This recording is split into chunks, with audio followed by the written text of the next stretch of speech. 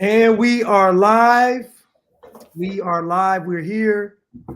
Um, this is Free Blanche with Erica, the perfect drug. Hey. And we are here today to talk about the Hart family and the Hart tragedy. Um, so I will let some of you all come in before I start this intro video. Um, but I thought this was a very, as we discussed, was a very, to me, what's up, Ansi? This is a very groundbreaking Hey, case to y'all. me, huh? Oh, I was just speaking. It's a very groundbreaking case to me because it covers so many topics and it covers so many problems in society. What's up, Baptized? Hello, baptized. Hey, Ancy. What's up, y'all? Hey, y'all. What's up, Alluring Alluring Goddess. Goddess? What's up? What's up, y'all? I'm But glad you could come tonight. Everybody that's here. Y'all have to say hello because I don't know who's watching the video. Unless y'all are in the comments. So please say hello if you would like me to know you're here. and they tell me I'm supposed to say if you all are able to like the video, to like the video. That's what I'm Mhm. told. You're supposed to Like like. the video. Like the video, share, subscribe to the channel. That's what you're supposed to say. Okay. All that. Hey y'all. What's up, Ancy? What's up, Goddess Navi? What's up, Navi? Hey y'all.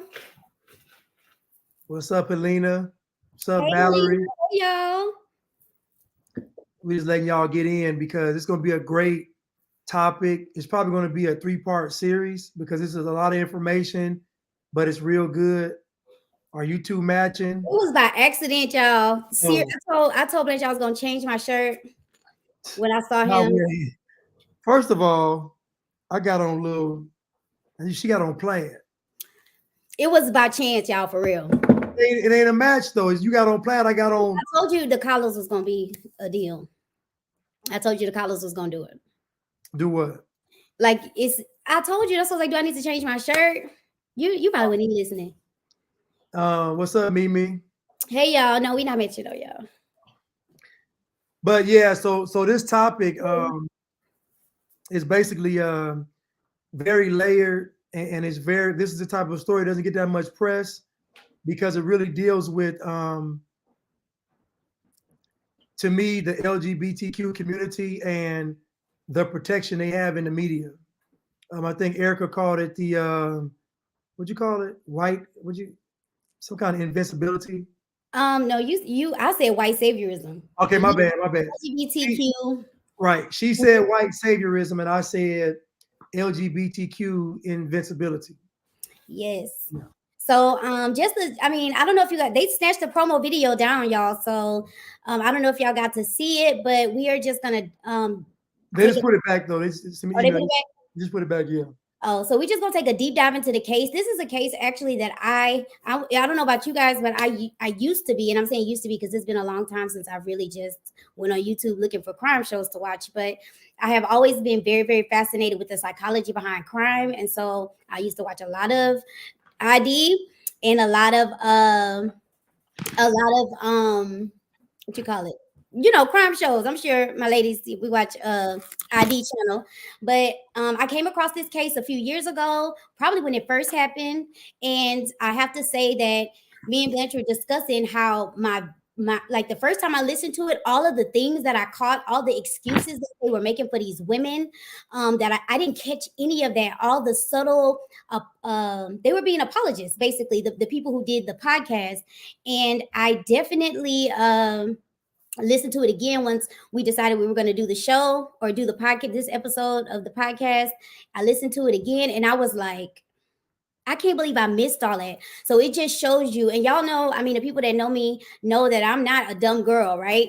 And it all went right by me. I listened to the entire podcast. It was 15 episodes, hour long. Like I listened to all of it. And in every single one of them, every single episode, they were making excuses for why these women did what they did.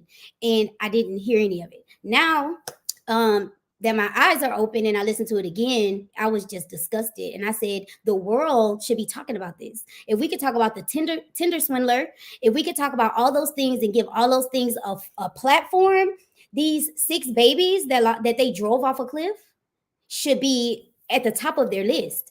And it's absolute silence. And the only thing I can think of is the fact that it's because they're lesbians. And so we're gonna just dive into it, or part of the LGBTQ community, because they don't do bad press. So they hid this, y'all, and I want y'all to take clips of this, the whole series that we do, and I want y'all to share it everywhere, because really that's the ultimate goal, is to expose what they're doing, and it's not right. So share it, like it. This like my baby, y'all, because I'm a teacher, I have kids myself, and these are little Black children that they say they care about, these liberals, and they killed them, and nobody cares. So we want to get into it, y'all.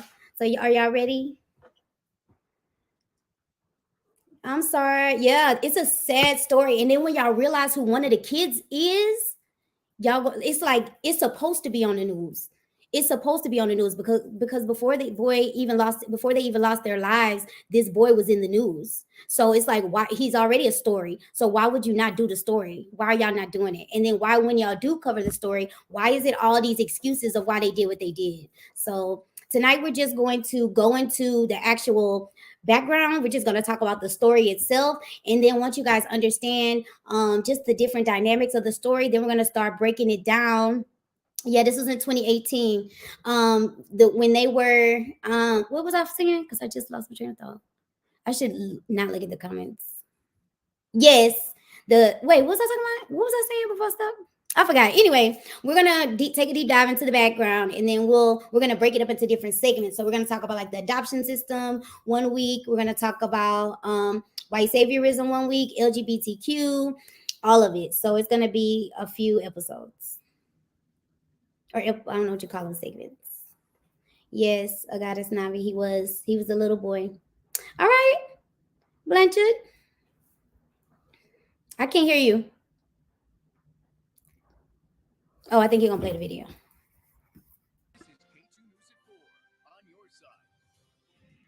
California authorities have identified 5 people, including 3 children, who died when their car drove off a cliff Monday afternoon. But police are searching for 3 kids who are still missing. Good afternoon. Thank you for joining us. I'm Lincoln Graves. And I'm Valerie Hurst.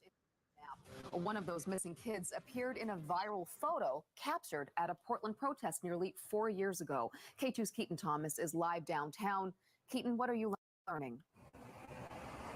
Yeah, that's actually Devonte Hart is the kid we're talking about. He's 15 years old now, and he's one of those 3 kids still missing. We're downtown because this is about where that viral photo was taken, and here it is. It was taken at a protest after the violence in Ferguson, Missouri in 2014. It went viral. It was shared all over the country. And then this is the entire Hart family from a Bernie Sanders rally in 2016. The parents, Sarah and Jennifer Hart, were both killed in that California crash Monday. Marcus, Jeremiah, and Abigail Hart, 3 of their 6 adopted children, were also killed. Devonte and 2 other siblings are still considered missing at this point. Deputies say they don't know if those missing kids were in the car at the time of the crash, or maybe they were at a friend's house and are still at that friend's house. Those kids were not at their Woodland home when local authorities went to go check. But back to Devonte, the police sergeant in that photo says the news deeply impacts him. He didn't want to be interviewed today, but this is a clip from a few years ago with him talking about that young teen. I could really quickly interpret from his answers and his responses to me, this kid was pretty special. My intuition was like, you need to stay here. Something special about Devonte. That second person was also the photographer who took that photo. Now, I spoke with the Hart family's friends on Facebook who say that this news is absolutely devastating. They say that the Hart family has ties all over the country through the music community. Now, search crews were in the air today off the California coast looking for those missing kids, but conditions were too rough for the rescue and recovery divers to get in the water, and they are still on standby at this point. Now, coming up at 5 o'clock, what friends say they want this family's legacy to be moving forward. For now, we're live downtown. I'm Keaton Thomas, K2 News. All right, Keaton, thank you. Neighbors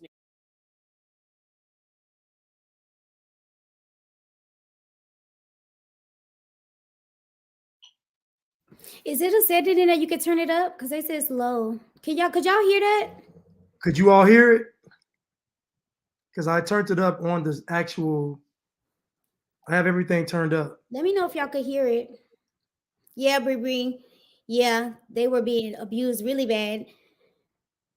Yeah, there's a lot more to this. It is a lot, y'all. It's not just the fact, like the fact that you would think the fact that these kids died is enough, but it's so many bits and pieces to this story. Like it's so many bits and pieces to this story. So we're just gonna like tell it from the beginning and like go through all of the steps. Oh, y'all can hear it good. Good.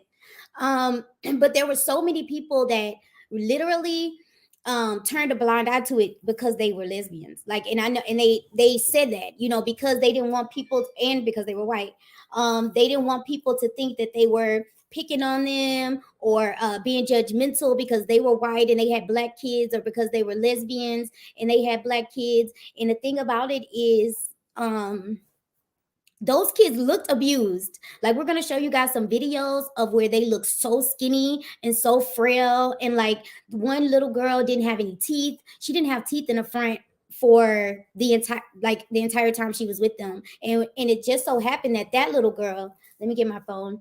She actually had told one of her teachers in school that she was being abused and not being fed. And then her teeth came up missing, and they never came back. And like all of the kids in the videos, and the pictures that they post of them, she's the only one not smiling. Now, this is a family that was constantly posting on Facebook. This was a family that had this persona about, you know, they were perfect. They're even putting perfect family inside the news articles about them, even though they had killed these kids. And the thing about it is, you know, people were saying that because of the things that they were posting on social media, people think that social media is reality. Even someone in the on the podcast basically said that the reason why she didn't check on the kids is because she just checked Facebook. Like that makes absolutely no sense. You know, these people are over here with 6 children by themselves. One of the spouses was working and one of them was doing absolutely nothing, and they just took the kids around to festivals and to political things and took pictures of them and used them as props, and nobody did anything and nobody's doing anything about it. I mean, it's done, but you know what I'm saying? Like nobody's talking about it. Nobody's advocating for adoption processes to be better, for rules to be, nobody, they just like, oh, okay. Well, the main problem with this case is these are the liberal poster children, meaning these women are 2 lesbian white women that fight for black people. These are advocates for black people. They'll go so far as to adopt children from our community. So they're the poster children for this whole woke movement. And so how can anybody scrutinize or hold accountable these 2 women when they represent where America's supposed to go? This to me is the woke movement.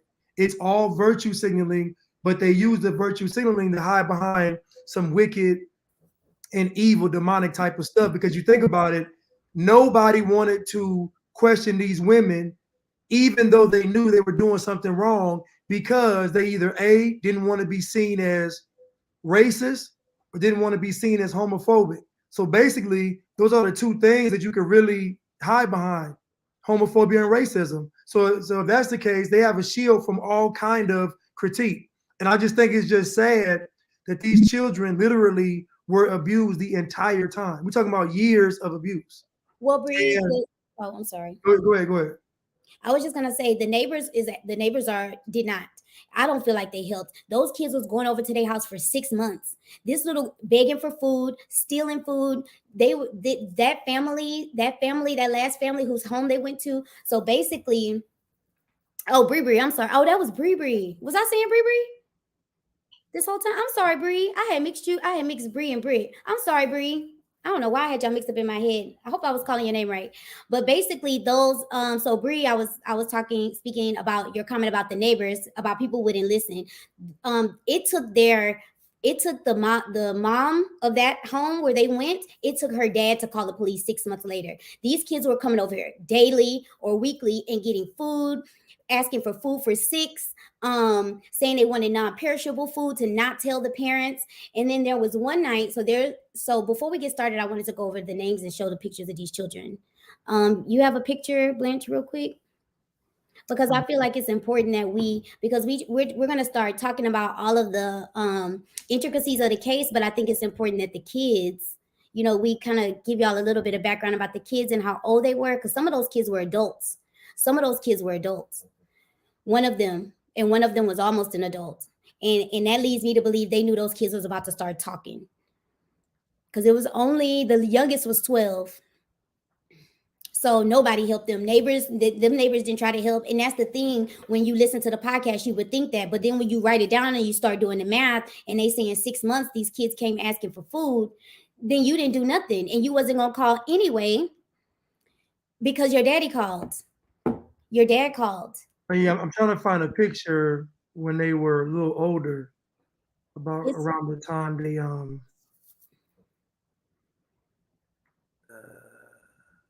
So we definitely gonna talk about those neighbors, because those neighbors, blood is on their hands, I feel like, because if a little girl jump out the window, so at this time, I think the one that jumped out the window and went to the neighbors, this was a few months before they got killed. Hannah, she was 16. She jumped out of the second story window of that house, ran to the neighbor house, and asked them, and just went into they pulled them out of school. They pulled them out of school. They were homeschooling them, which is a huge red flag to homeschool 6 kids. So basically, she jumped out the window and ran over to the DeKalbs, which is the neighbor, and was telling them, they're abusing me. Basically, I don't want to go back. Don't make me go back. They're racist. They are all of these things, right? And the mom comes over. Now, this is the middle of the night. This is like some odd in the morning, 2 or 3, 4 or 5 o'clock in the morning. She jumps out and goes over there. And she's begging and pleading. The lady said that she gets in between. The girl places herself in between the nightstand and the bed and would not come out. And she was there for a few hours. The mom finally comes over, because I just feel like with one parent in the home and then they're all different ages, that's a red flag. And no, you don't see the kids outside. You don't see the kids anywhere. I didn't mean just that alone. I mean, the rest of it is a red flag. So so basically, when the mom came over to the house to get the girl, and the neighbors, she was saying, her cat died, she's freaking out. And so finally the neighbors the mom gets the girl out, and the mom has the girl write a letter saying that, I'm very sorry for coming to your house last night and my cat died. Like, you should have called the police. Like, y'all didn't even call the police till months later. And I'm sorry if I'm getting a little crazy, but this bothers me, because what if something I'll just think about if something happened to me and my children had to go to a place like that, and people literally just watched them be abused, because they weren't hiding these kids. These kids were out in public. These kids were posted on Facebook. These kids were outside at concerts and festivals and everything. Like, it's crazy. Sorry, y'all, I went on a rant. Well, somebody asked a question. Why is homeschooling 6 kids a red flag? Because you never done it before. So imagine all your children going to public school, now all of a sudden one day you say, I'm gonna homeschool them, using a certain type of process. Maybe they should finish the year out. It's a red flag by the way they did it. It would have been different if they finished the school year out and then the next school year they went to start homeschooling. But they pulled them out of school immediately after the little girl told the people she was being abused. So yeah, it's a red flag, and especially when they wasn't homeschooling the children. So at the end of the day, again, the problem I have with this, and we both have with this, is these liberals and the LGBTQP, don't forget X, Y, and Z community, are able to hide behind virtue signaling. So what they tell you is that if like for prime example with Ketanji Brown, if you question her past record, they're going to say you're racist. So then you can't question it. If you say you support this person, they're going to say you will sell out, you racist. So basically what they do is they condition everyone to remain silent, to turn a blind eye. Just imagine what they're going to do when it comes to pedophilia. When they're in the process of, is it going to be legal? Is it going to be this? And then they got folks afraid to report when children are being sexually abused, because that's where it's headed.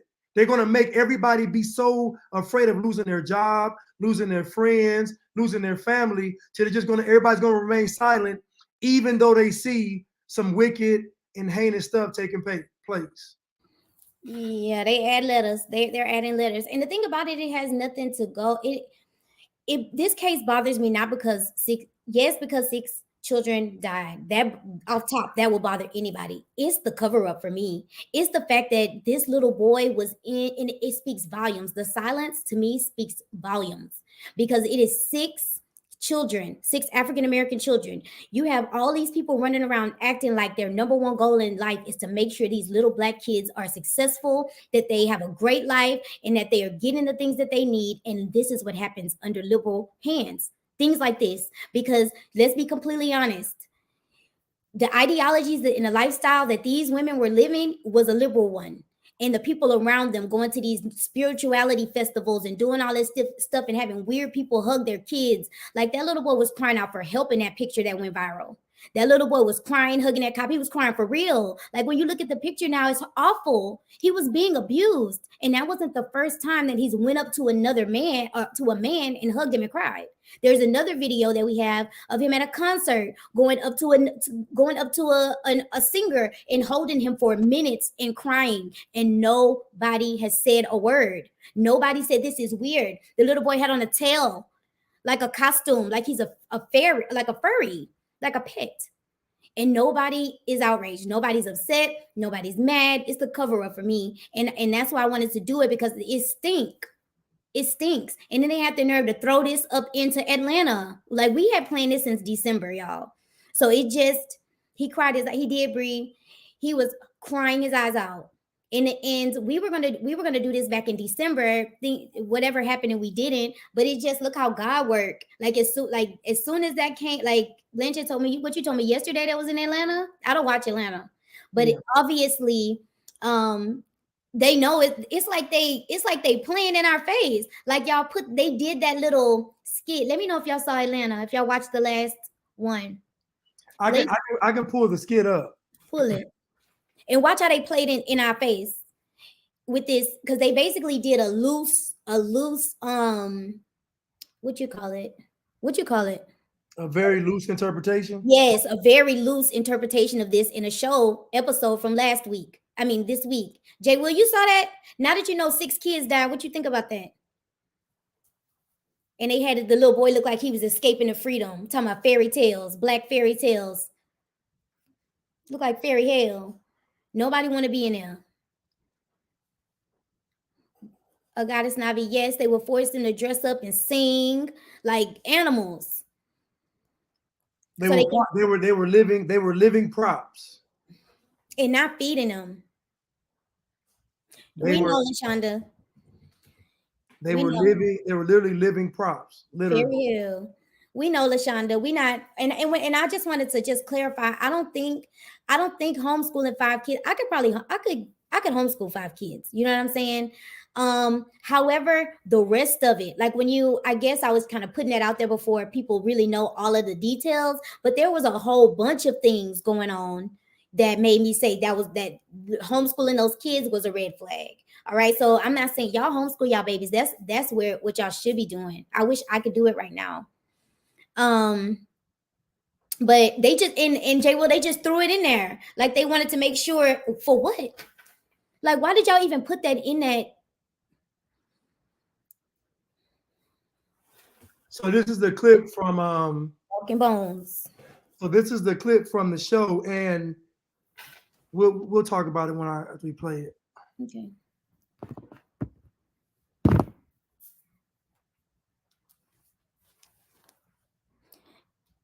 In the volume, make sure the volume good.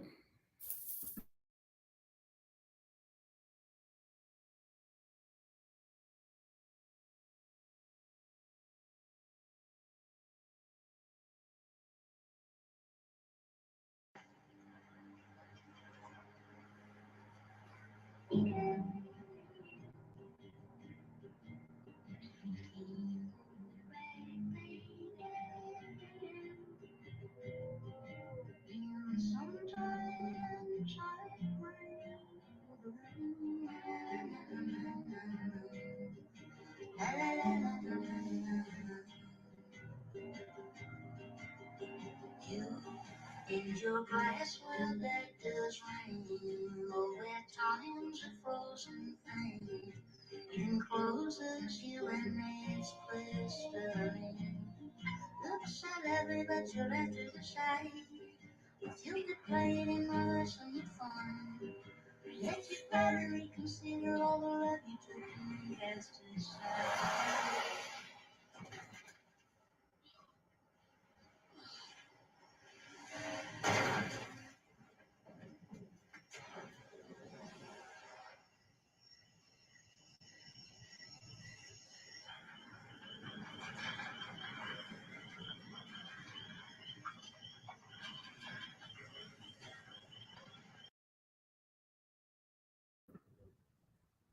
Now stop playing. Now, why would they put that in this episode that just aired last week? Why would they put that in there? Why would they put that in there? And where's the rest of the kids? Or are you trying to insinuate this little boy is still alive? Because he wasn't found. They did not find Devontae, who at the time when he passed away or when he went missing was 15. They was looking for no kill shelters for their dogs, y'all. She Googled looking for a no-kill shelter the day before. That means she wants to take her dogs to a place that wasn't gonna kill them. Like, you know how wicked you gotta be? Like, is that where your compassion is with your dogs? And you about to take 6 kids, both sets of kids, their family wanted them. Both sets of kids had family that wanted them. It's crazy. Like when you figure out how they got, it's so many things.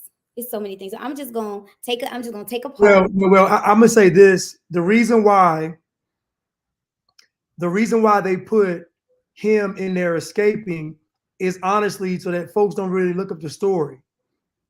To me, it's done intentionally so that people don't actually look into the details of this. So with our people, they create a bunch of fantasies for us. So when it comes to our community, they show us stuff that's all fictitious and fantasy, and we think it's reality. So now, instead of focusing on them killing these 6 children, we'll focus on the conspiracy of the young man possibly being alive, and you just totally overlook the whole thing that happened, the abuse, everybody that turned a blind eye, how the women were protected due to their sexuality or sexual preferences. I mean, they even lied and said when they came out of the closet, they were shunned by everybody. I was like, that's not true. It's just not like all this stuff they say gay folks are going through. Just tell me where. Tell me where you see in this country gay people shunned. Where? They're accepted. Where accepted? When have you ever seen? I remember a couple of years ago, before this Peter pandemic, they were having whole sections of clothing stores with LGBTQ stuff. Literally, they were carving out entire sections for just their clothes. I'm like, tell me where they're not accepted. So what you'll find is the way that we scream racism all the time, they scream homophobia, discrimination. The only difference is you're not going to be able to compete with homophobia. Homophobia trumps racism every day, all the time. Transphobia trumps even homophobia every day, all the time. So these liberal groups, and this is why I keep saying this, they're going to erase your struggle because your struggle doesn't compare to theirs. It just, think about it. One trans person gets killed, everybody's talking about it. We getting shot up and killed every day, nobody says a word. 6 kids. 6 children go off a cliff. Nobody says nothing. Could you imagine if these were 2 conservative white people? Just imagine if these were 2 conservative white people and they have been seen in a picture with Trump hats on. This story would have been a movie, documentary. It would have been in major theaters. Everybody would have covered it. If this was 2 conservative white people doing this to 6 children from our community, this would have shut the country down. No, we would have went on lockdown just from this event. Just to find them, and it's ridiculous. I wanted to read someone's comment, and I wanted to kind of respond to it. I don't want to mess up her name or his name. Is it Nadiji? Amor? I'm assuming. Tell me if I'm saying it right. Nadiji, is it Nadiji? I'm gonna read your comment real quick. She said, what I don't understand is how they can be out in festivals and no one saw fit to report it. I am thinking it must have been reported, but the powers that be squashed all reports and inquiries. And I'm gonna tell you this, based on the podcast, everybody was making excuses for why the kids look the way they look. Right. No, even after the kids are dead, even after everybody dead, they friends are saying things like they just didn't want nobody else to have their kids. Let me tell you some more quotes. These are quotes that I got out of this podcast. They said things like, she didn't know how to discipline them. That's why she was struggling to discipline them. She said,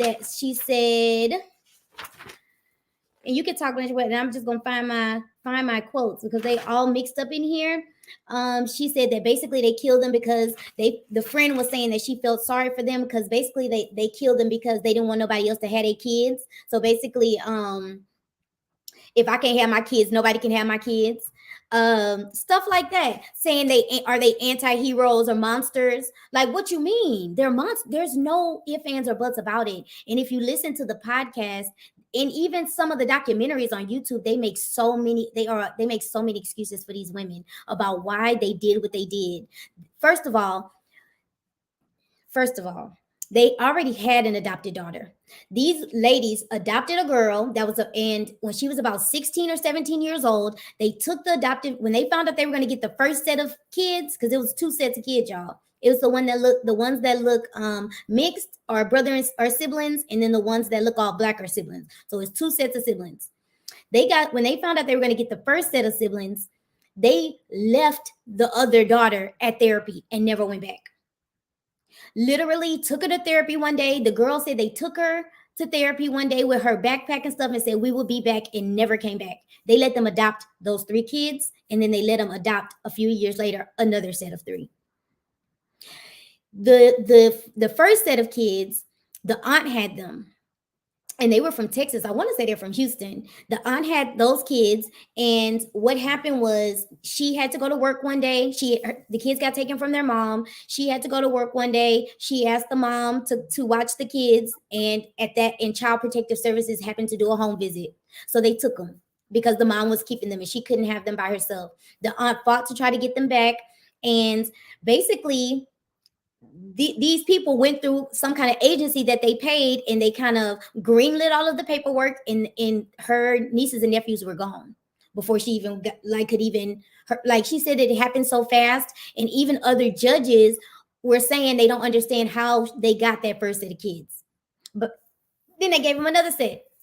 Then they gave them the second set of kids, and those kids almost have those kids have families that wanted them as well. And now all of these kids are dead, and nobody's even talking to the real family. Nobody's talking to the dad. Nobody's talking to the mom.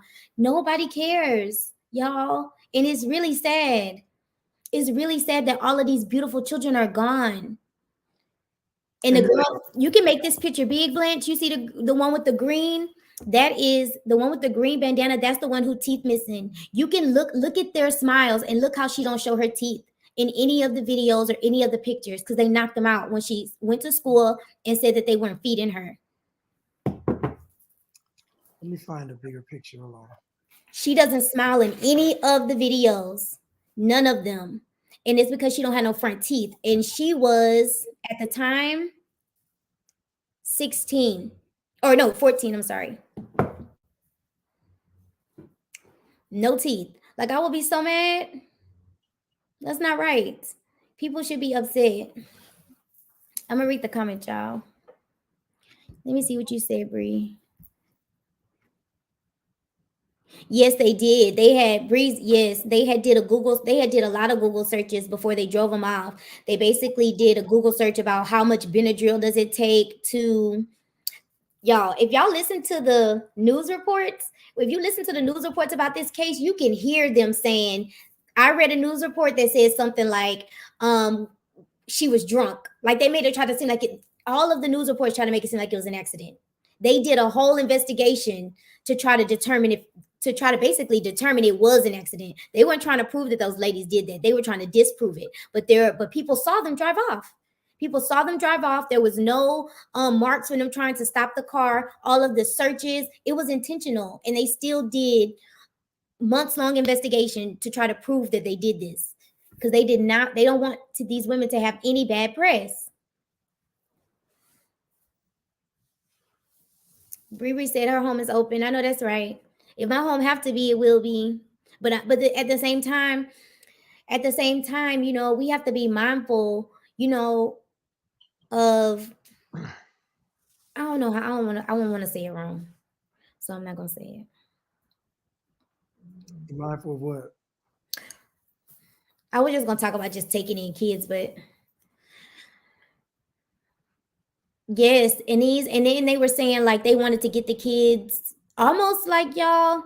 Once we start diving into it and we actually get the clips and we play the clips from the podcast and kind of start talking about it, we're gonna let you guys hear just how they manipulated the system, because they really manipulated the system and got all of these children to turn around and kill them.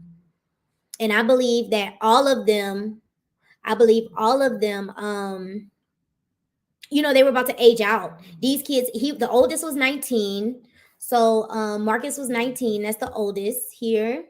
And then you have Hannah at the time was 16. She's the one that ran to the DeKalbs. Then you have Devontae was 15. He's the one with the hat. That's him right here. And they look just alike. Then you have Jeremiah, who was 14. Abigail was 14. And then Sierra was 12.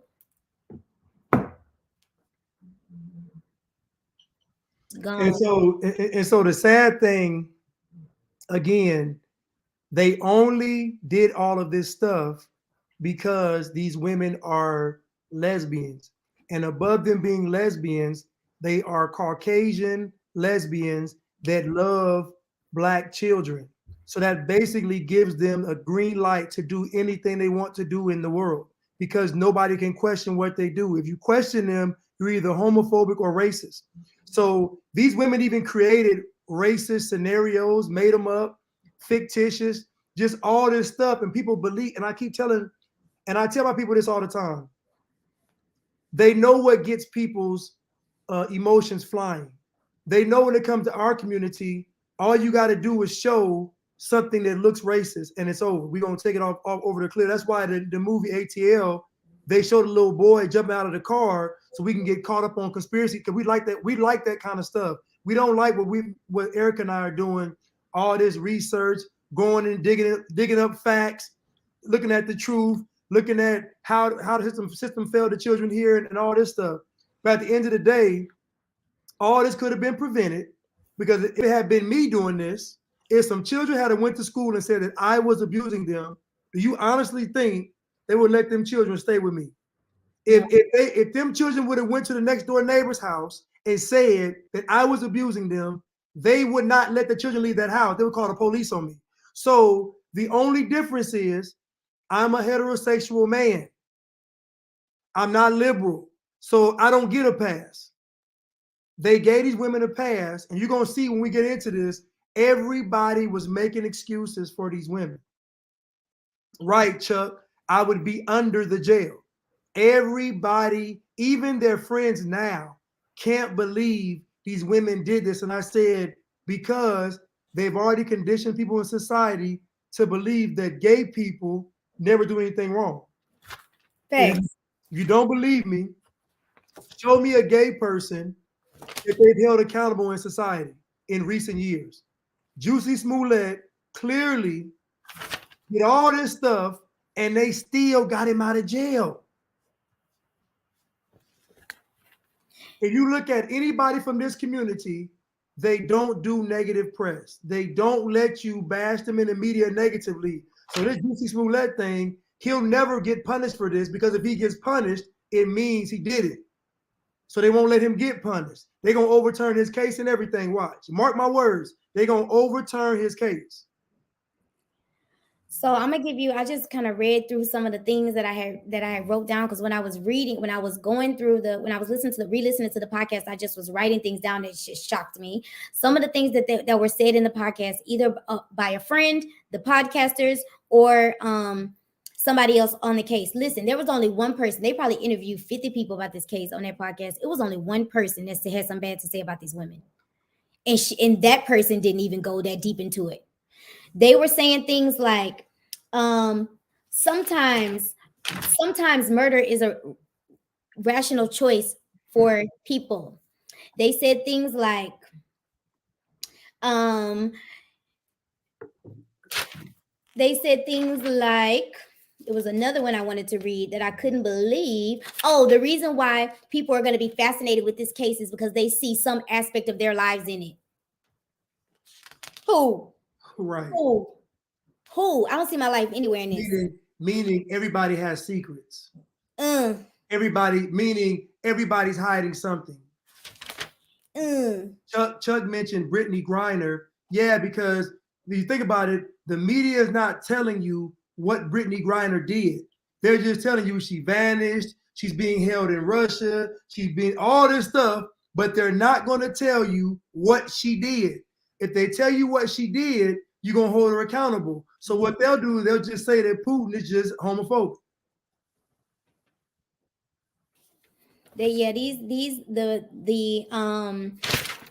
Basically another aspect of this case that we're going to talk about is social media and how people think that social media is real. Mm-hmm. Like I tell my kids all the time, social media is fake. Nothing you see on there is real. Everybody has an agenda, either to pretend that they have some money and live in a great life or sell you something. Those are the only two. There's very few of us, a little pocket of us that's on here telling the truth. The rest of the people, that's what it is. That's what they come to social media for. So everything I present to you is going to direct you towards thinking that.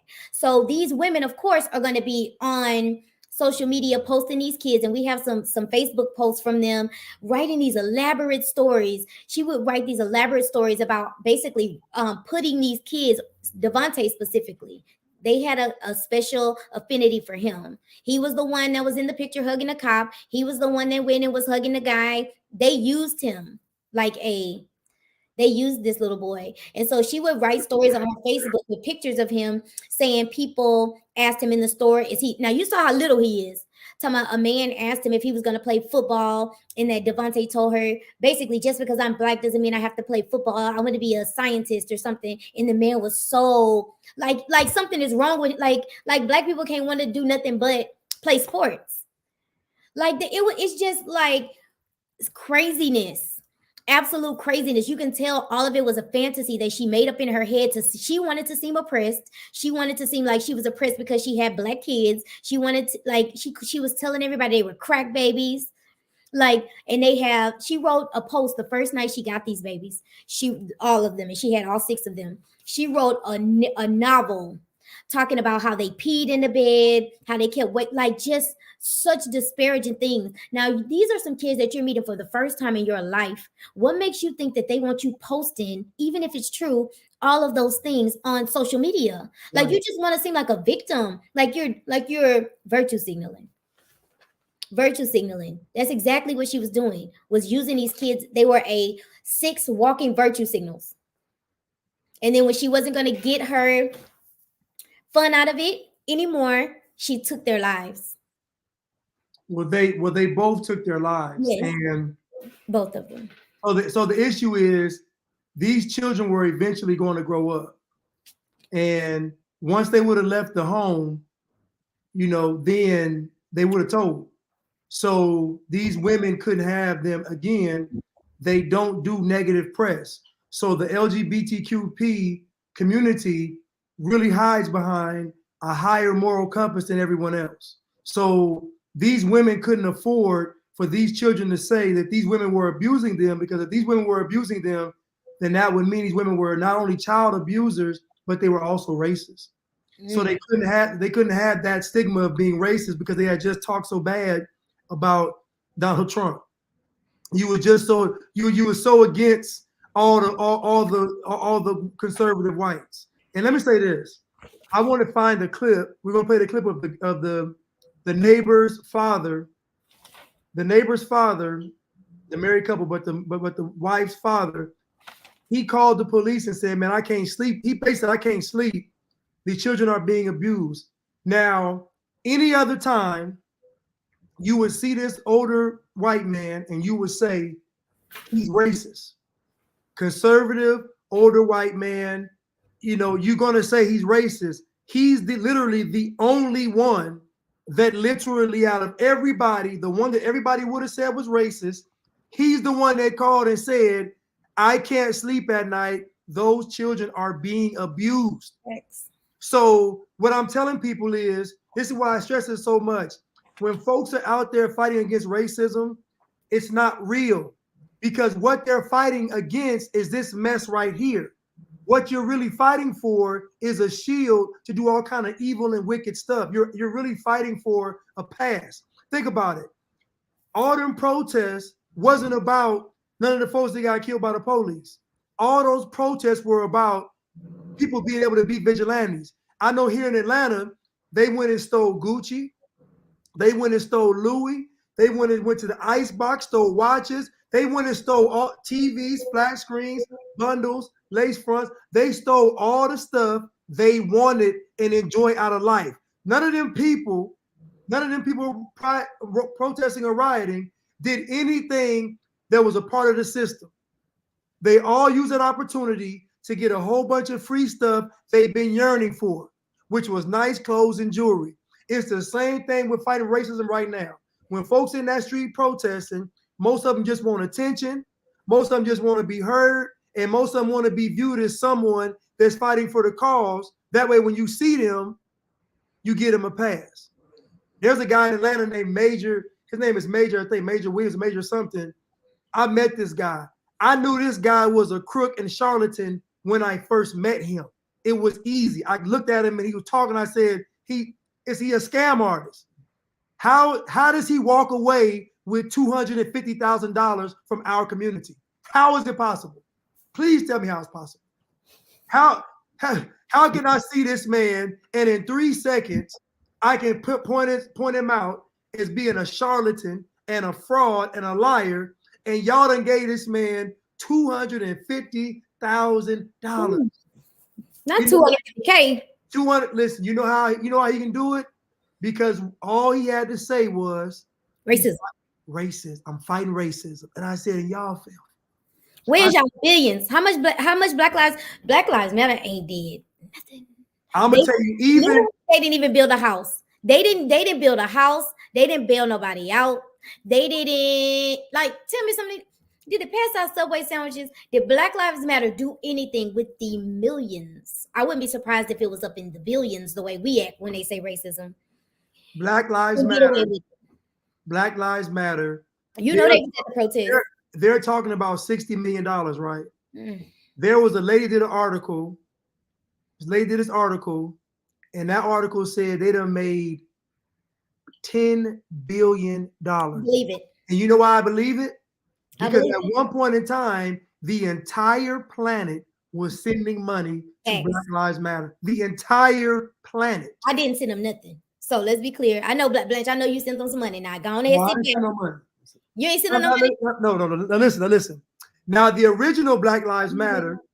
The original Black Lives Matter was started by somebody from our community. He was a man, and his wife, ex-husband, had got shot by the police. He started Black Lives Matter to build a relationship between the police and the community. That's the first Black Lives Matter. After he started his Black Lives Matter, they came back and started it after the Trayvon Martin death. So you notice, if you think about it, BLM Global Network wasn't started from police shootings. It was started from what? Trayvon Martin's death. That's true. So now you got to question, how real was Trayvon Martin's death if it created from it came Black Lives Matter? Because Black Lives Matter ain't about nothing.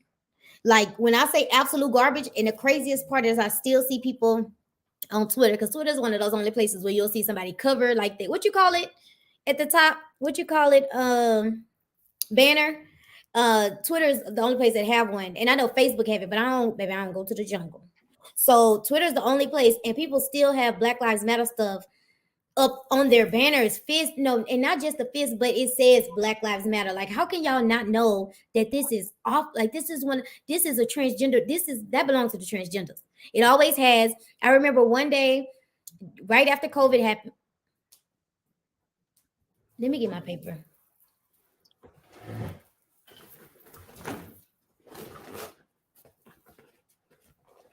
I ain't even get it out. Did I get it all the way out? Completely? Did I say the D? Ooh, I didn't think I was gonna say that word today. I'm sorry, y'all. Y'all know. Y'all know. Let me get my paper. Snake bite. Snake I got it. I'm about to write it. Peter Pandemic. Mm-hmm. Woo. Can y'all hear my dog? Let me know if y'all can hear my snoring dog. My dog sound like a grown man, y'all. Okay, so you gotta understand this. Wait. See the problem is we think that our organizations fail because they got compromised. These organizations were never for our people, ever. Black Lives Matter Global Network was never for our people. It was always about the trans community. And you knew that when you looked at their mission statement explained all of it. They were about the trans, they wanted trans leadership, they want trans in leadership. That's why when Joe Biden got in office, they were talking about, hold on, why do you think Joe Biden has hired 2 trans people already? Why do you think Joe Biden said that trans rights are the new civil rights? So they're already preparing you for the trans to be at the most oppressed group. And that they're the most oppressed group, they're going to have the most leverage and leeway. So place y'all. So BLM was never for us, ever. It was never for us. Hey y'all. Hey Latasha. Latasha. Oh, that wasn't for y'all. Just so y'all know, that was not for you. That whole deal was to move civil rights through for transgender people. So eventually, transhuman people can have the same rights. So they started with. And the crazy part about it is people do not realize how Black people are being used as the muscle for it. Like they get y'all riled up, they get y'all in the streets, they get y'all marching and protesting, but you don't get nothing. Y'all haven't got no anti-violence bills. Y'all haven't got no money. Y'all haven't got no homes. Black Lives Matter got all y'all bread. Like, what are you getting? All you're getting rights for everybody else because it took them 2 days to give them Asian people that bill. 2 days. Look at all the money they giving these Ukrainian people. 1 day to get Ukrainians their money. Ooh, and put them in y'all schools. I will be so mad. We don't get to go to our HBCUs for free. How they gonna let Ukrainian people go? Y'all should be like I would be if I consider myself Black. I would be in the streets because that don't make no sense. That don't make no sense. And here go the cold part, y'all. So you do realize that they had us fighting for civil rights, right? We've been fighting for our civil rights. But guess what the transhumans gonna be fighting for? Human rights. I'm telling y'all, they're going to completely trump your struggle. You're not going to be able to go in the streets and say, I'm fighting against racism. It's going to be a thing of the past. They finna get rid of all that. And it's going to be transhumans and transgenders fighting for taking up all the social causes. Yeah, they really, and the thing about it is they just like they have y'all thinking about Will Smith. Like they have y'all thinking about Will Smith and y'all not thinking about y'all rights. Y'all not thinking about the money they taking from y'all. Y'all not thinking about the fact that y'all haven't got nothing. I would be sitting there just pondering about all the things that I didn't get yet. And I didn't get any. They didn't forgive y'all of y'all loans. They didn't, nothing that they promised the people that voted for them, did they give it to them, and y'all are silent. But as soon as somebody says racism, y'all just be ready to go when they be a racist. They the racist ones. If you're giving everybody something but Black people, that's racism. They're actually being racist against y'all, and y'all are silent. Like that is insane to me. They're holding that. They really are holding you back because guess who's taking the seats in those classrooms? Ukrainians, not your kids. Like y'all are supposed to be PISSED. Completely. OFF. Yes. Like that's TOOMAX. No, TOOTHEMAX. Why did I have to think about it? But L. Warren said crack pipes, a seat on the MARTA bus for Rosa Parks, and a coin. Oh, L. Warren, I don't know. L. Warren, I think that we follow each other on Instagram. I think I know who you are. When they gave that coin, like my face caught on fire because I couldn't believe they waited till the dollar. I could not believe that these heathens waited until the dollar had absolutely no value to try to give somebody a coin. And black people so happy about it, like, yay, we got a coin. Like, you ain't gonna be able to spend it. It's gonna cost you more money to pick up that coin in 5 years than it is to spend it. But Erica, it's not like it's a coin just for Maya Angelou. It's in a series of coins. Everybody got a coin. Like it's not just a Maya Angelou coin. It's a collectible series. Everybody has a coin. Like, it ain't just our race. Every race got a coin. So I'm like, y'all. So they didn't even tell that part. You see how they lie by omission? You see how they lie by omission? You see how they left that part out? I didn't even know that. It's a whole series of coins, collector's item coins. And everybody probably got a seat too. And then Bree said they got the anti-lynching bill. Exactly. Right. Who is being lynched? Just think about this. We have laws against murder, right?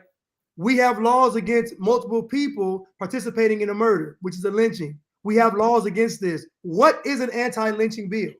Like, just think about it. What is an anti-lynching bill? It's actually offensive.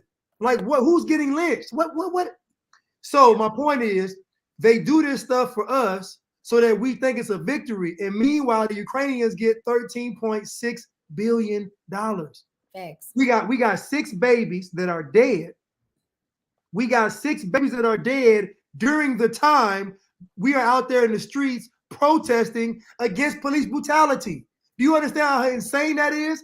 These women are driving off a cliff, and in behind them, you hear the chant, Black Lives Matter. Thanks. That's insane. Look at this baby head. Look at this baby's head. Look at this baby. It's they creepy. And listen, before you play that video real quick, y'all let me know, because Devontae, which is the one here in this video, and the one in the picture, Bree silly, the one we got that. I like my barbecue on that day. Juneteenth is a federal holiday, as if we ain't been recognizing Juneteenth for all this time. Like, what difference did it make? It don't make no. Juneteenth always on a Saturday anyway. What difference do it make? Mm-hmm. Y'all tell me, just so they can give you something to post. Really, they be giving y'all silly selves something to post.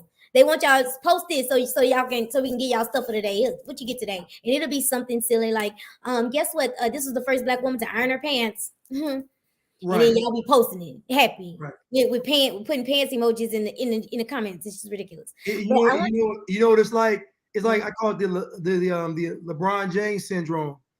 They want LeBron James to be the GOAT so bad. They be saying stuff like, LeBron James is the first player to change his shoe 3 times in a basketball game. Like, they just be looking for stuff to make him seem better than everybody else, and it just be absolute foolishness. It'd be the dumbest stats ever.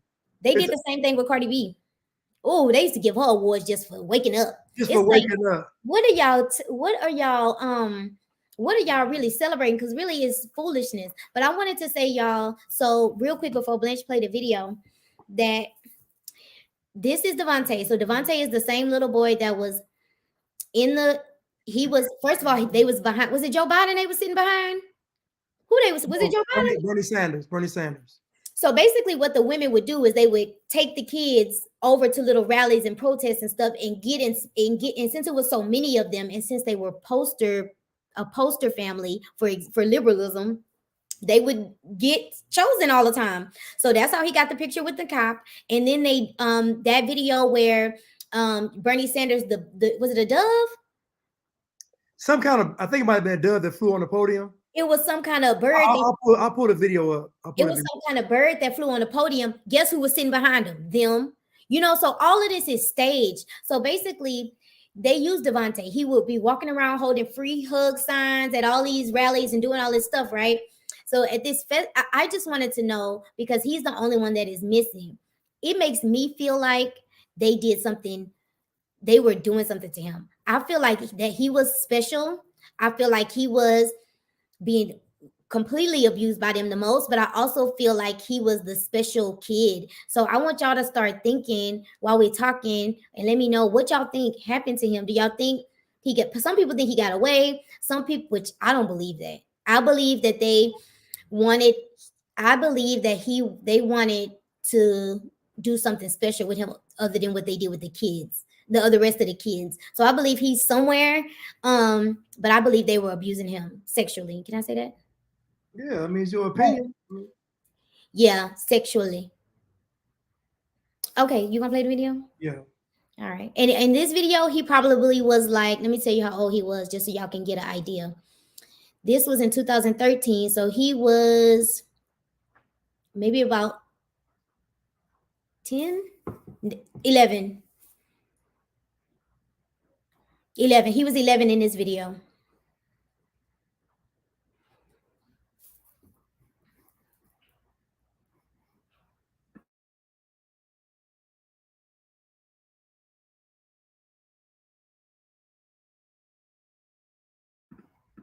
I'm sorry. I agree, L. Warren. I agree. I believe they do. Yeah, it was something about him, Agatis Navi.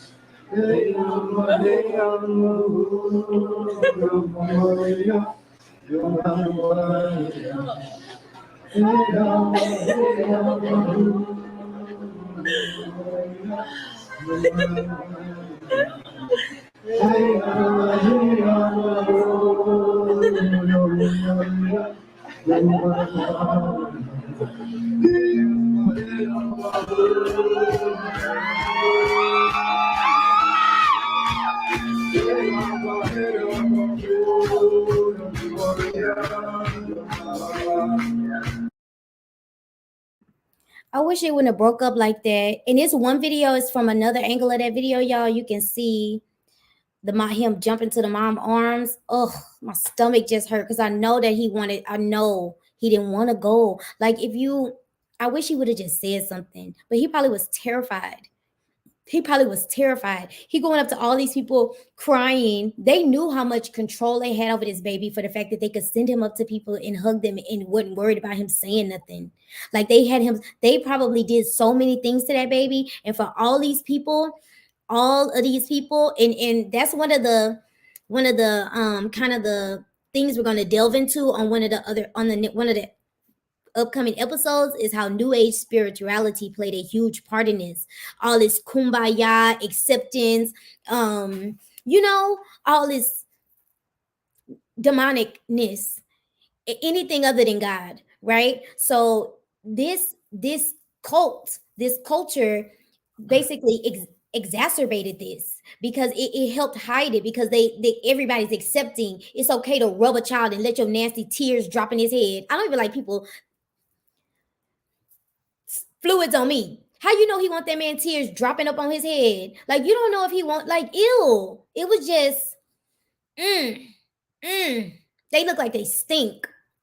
They look like they stink. They do. They stink inside. Cause this is disgusting. And I don't see no more kids. I don't see that many kids. Like, it's giving pedophile ring. Like, what are y'all doing? What's really going on? Like, why y'all hiding it? This story might be bigger than what we realize, y'all. Seriously. Cause this, I know it, even though it's big, it might be bigger than what we realize, because why are y'all hiding this? People should be outraged that this little boy was being mistreated like this. 6 kids lost their lives. Where the rest of the other kids at? Like, why he the only one? And somebody mentioned in the comments, somebody said, this the boy from the ATL show. And so what they did was they reduced the magnitude of what's going on. So basically, most people aren't going to look into this story. They're going to pull up Devontae and say that, and they're going to look and see that his body was never found. They don't even realize, like when somebody told this to me, I don't know if it was you or my friend at the gym. About that show, about it being on the show, I didn't know. The show talking about the initial thing, like correlating the driving off the cliff with that boy in the hat. Oh, that wasn't me, because I wouldn't. So I didn't even know the boy in the hat was even, first of all, dead. I didn't even know that the boy in the hat was even linked to these 2 women. I didn't know the boy in the hat had 5 other siblings. Like, I didn't know any of this stuff. It's almost like the boy in the hat is its own entity, and then it's a whole other separate thing that took place. And so everybody just focuses on the boy in the hat. So in the ATL show, what they did in that show was they made you not focus on the magnitude of what this really is. This is literally about, honestly, to me, a precursor to how they're going to be doing this pedophilia, how they're going to be doing it, and nobody's going to say anything. And then they're going to have some of these children that are going to grow up to be adults and say how the pedophilia bettered their lives, how it made me a better person, how it opened my, like I can just see them doing this. All this stuff is coming under the liberal movement. This is why I don't fool with liberals at all. This is why I don't, because I know at the core of a liberal person, it's something evil and wicked, because you don't believe in accountability. You believe in virtue signaling. You believe in looking a certain way. You believe in appearing a certain way, but you don't actually believe in being a good person. Facts. You just believe in appearing to be a good person. Virtue, yeah. Is it? I want to pronounce your name right. Is it Nadiji, or is it Nadajay? Because I'm ghetto, baby. It might be Nadajay. So I'm just. Is it? Tell me if I'm pronouncing it right. Because in Houston, Texas, that'll be Nadajay. But I wanted to respond to your comment. This is creeping me out because it won't stay. I just wanted to say it was a comment that you said about the outfit, and somebody else had mentioned it. That's not petty. You are right. You are right on track. That outfit, it seems to this might be something a little bigger than what we expected, because it's definitely giving pedo ring. It's giving, we hit it because everybody wanted the story to die. Because even when you think about it, y'all, somebody should have been mad about it. Some celebrity, not even the celebrities on it. Y'all, think about that. Not even Saweetie posted it. Like, nobody posted about this in 2018. You talking about a time when we were marching everybody was marching. I was marching. He was marching. Everybody was marching. So tell me why. Forgive me. For marching? Forgive me, Heavenly Father, for participating in this foolishness, Lord. Forgive me. Go ahead. I'm sure he forgive me. Me too. Y'all too, because I bet he think we was silly. He was probably looking down at me like, girl, sit down. But seriously, all of these people, you telling me, did you buy that before the pandemic? You bought that? That's not a prop. That's not a problem. I thought that was a problem. No, that's a problem. Blanche, I thought that. Stop playing. You better not be at Essence Festival with that hat on. Yo, that's a problem. I was gonna have to reconsider our friendship. That was gonna tell me a lot about you. Y'all better not have no Obama Black Lives Matter hats. He already got an Obama box that he told y'all about. But yes, y'all, where's Beyonce? Where are the people that are supposed to be looking out for these kids and making sure these kids are, you know what I'm saying? Getting the exposure they need. We'll talk about the Tinder swindler. He was in a costume with a tail. That's why I said I wish it didn't freeze, because you could see him run off and it was a tail on the back, y'all. Like he a zebra. You can go back to it. He's in a costume. Yeah, he's a prop. He's a living prop. And I believe this is cult.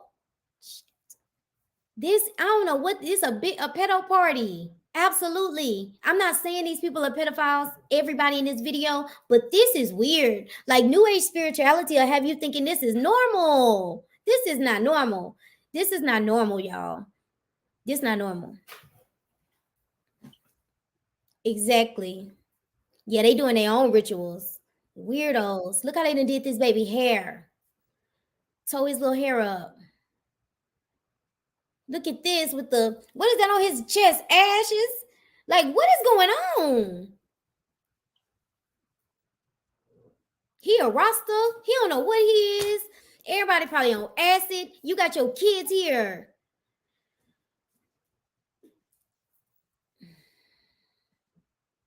Look at this freak show.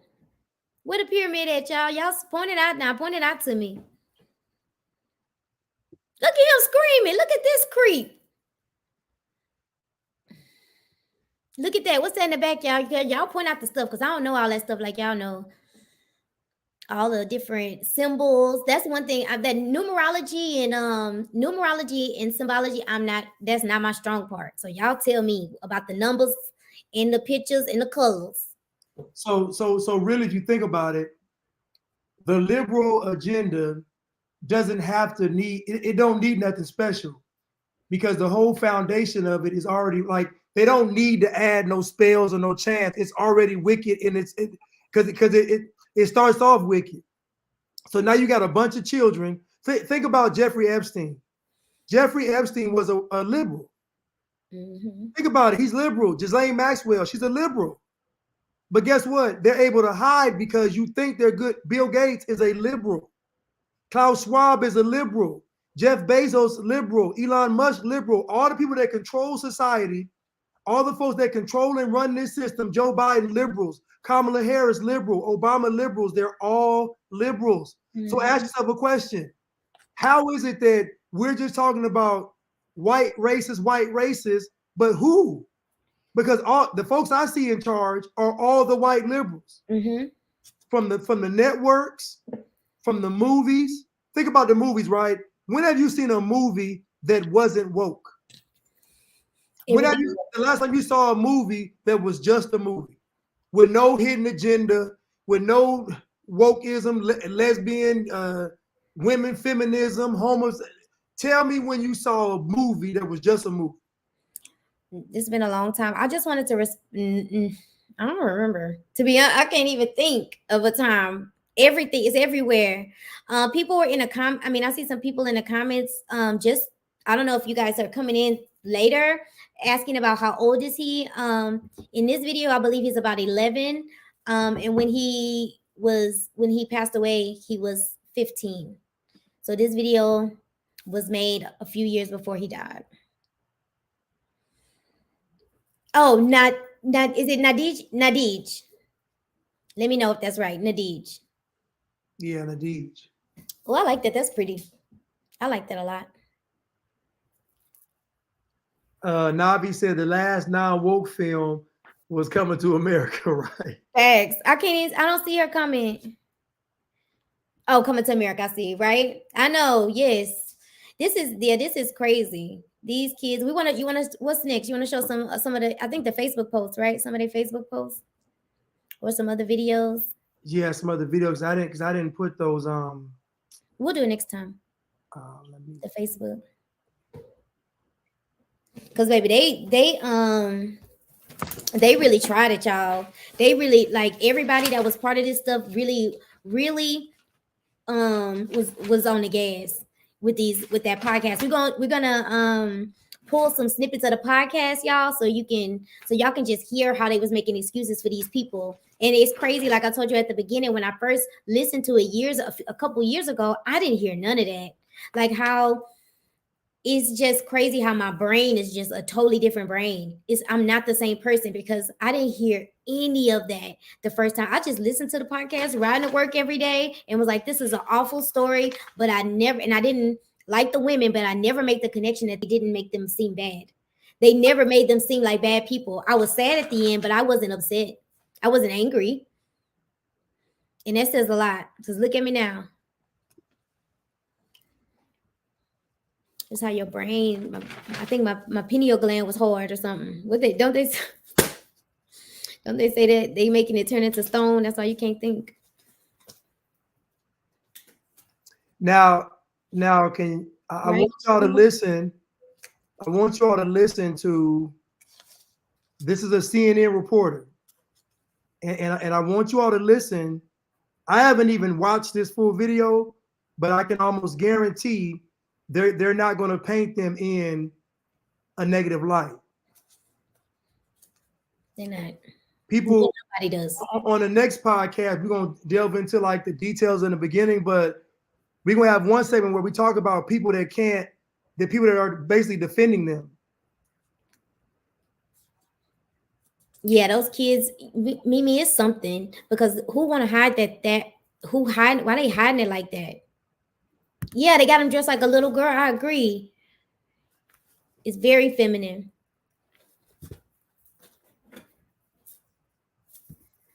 I'm a mute. Hold on. Somebody said, Jackal Black said, CNN, you already know what they come with. They gonna say they gonna say what they said in the podcast, that these ladies they couldn't. First they gonna act like she was drunk driving, like it was an accident. They gonna say she was drunkenly driving down the street and it's tragedy, 8 lives lost, like 2 of them wasn't responsible for the other 6. Let me mute my mic.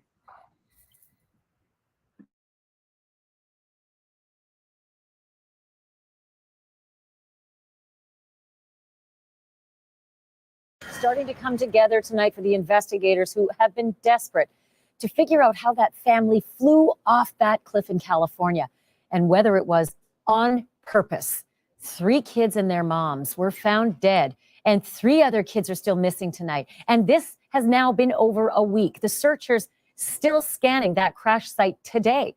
But tonight we have an idea of exactly where they were and what they were up to just before that road trip ended in tragedy, because one of the moms was caught on camera right here at this California checkout counter, seemingly buying fruit snacks for her kids the very morning they went off that cliff. And based on apparent pings from cell phones, investigators have laid out a massive part of their travel route. They think the family, or at least 5 members of that Washington family, drove down south from a town in Oregon, hundreds of miles down the coast, to a town in California, where they spent about 24 mysterious hours. After that, the drive continued straight to that cliff-like pullout, where they may have stopped 70 feet before taking that plunge. With me, Shane Kavanaugh, staff writer for the Oregonian, Mendocino County Sheriff Tom Allman, and defense attorney Randy Zellin. Sheriff, I want to begin with you. We're starting to get at least a picture of where this family was before this horrible accident. Is that helping you in any way to figure out why the accident happened and where those 3 missing kids are? Well, it's certainly helping us determine the route. I'm to the point where I no longer am calling this an accident. I'm calling it a crime. And the fact that the grocery store did have her on video buying multiple fruit pieces, multiple bananas, leads us to believe that she was at least buying some food for her family. And actually, we haven't released the name of the driver, but I'm prepared to do that. I just got off the phone with the CHP commander, and Jennifer, the same woman that was in the video from the grocery store, is the woman that we believe was driving the vehicle when it crashed. Sheriff, that's so distressing on so many levels. Jennifer Hart, the driver, also pictured here in the supermarket. Who would know? I mean, who would think anything looking at this picture? And it just seems so normal. A mom buying bananas for the kids and getting back into the SUV. Can I ask you, do we know this because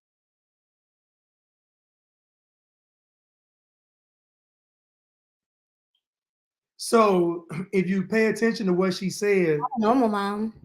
She said, who would know? So in other words, she's basically giving everybody a pass. She's basically saying that no one could know they were being abused. No one could know they were going to do this because based on this image, she's just a mom buying stuff for her children. And this is how they paint this picture this whole way through, is that they say that these women, they make them almost victims of societal pressures. They were a lesbian couple, dealing with people being homophobic, all this stuff. they were stressed out by taking on too many teenagers at one time. But you're gonna as this goes on, you all are gonna hear people talking about how they empathize with these women and not even believing these women could do something so evil. And what I'm saying is, what the media has done is the media has told you that trans and gay people are above doing things that are wrong in society. So in other words, if a trans person gets murdered, they're going to say it's because they're trans. If a trans person murders somebody, they're going to say it's because they were defending their rights. You see what I'm saying? There's never a situation where you just say, you know what, they're wrong. And the funny thing is, you can say they're wrong without mentioning their sexuality. Like you can say they're wrong without bringing up the fact that they're trans or they're gay, but you've built this whole facade around their gender identity and their sexuality to where you almost can't even not say it. You know what I'm saying? Because it won't have the same effect. It's just crazy to me. Like she just said, who would have knew?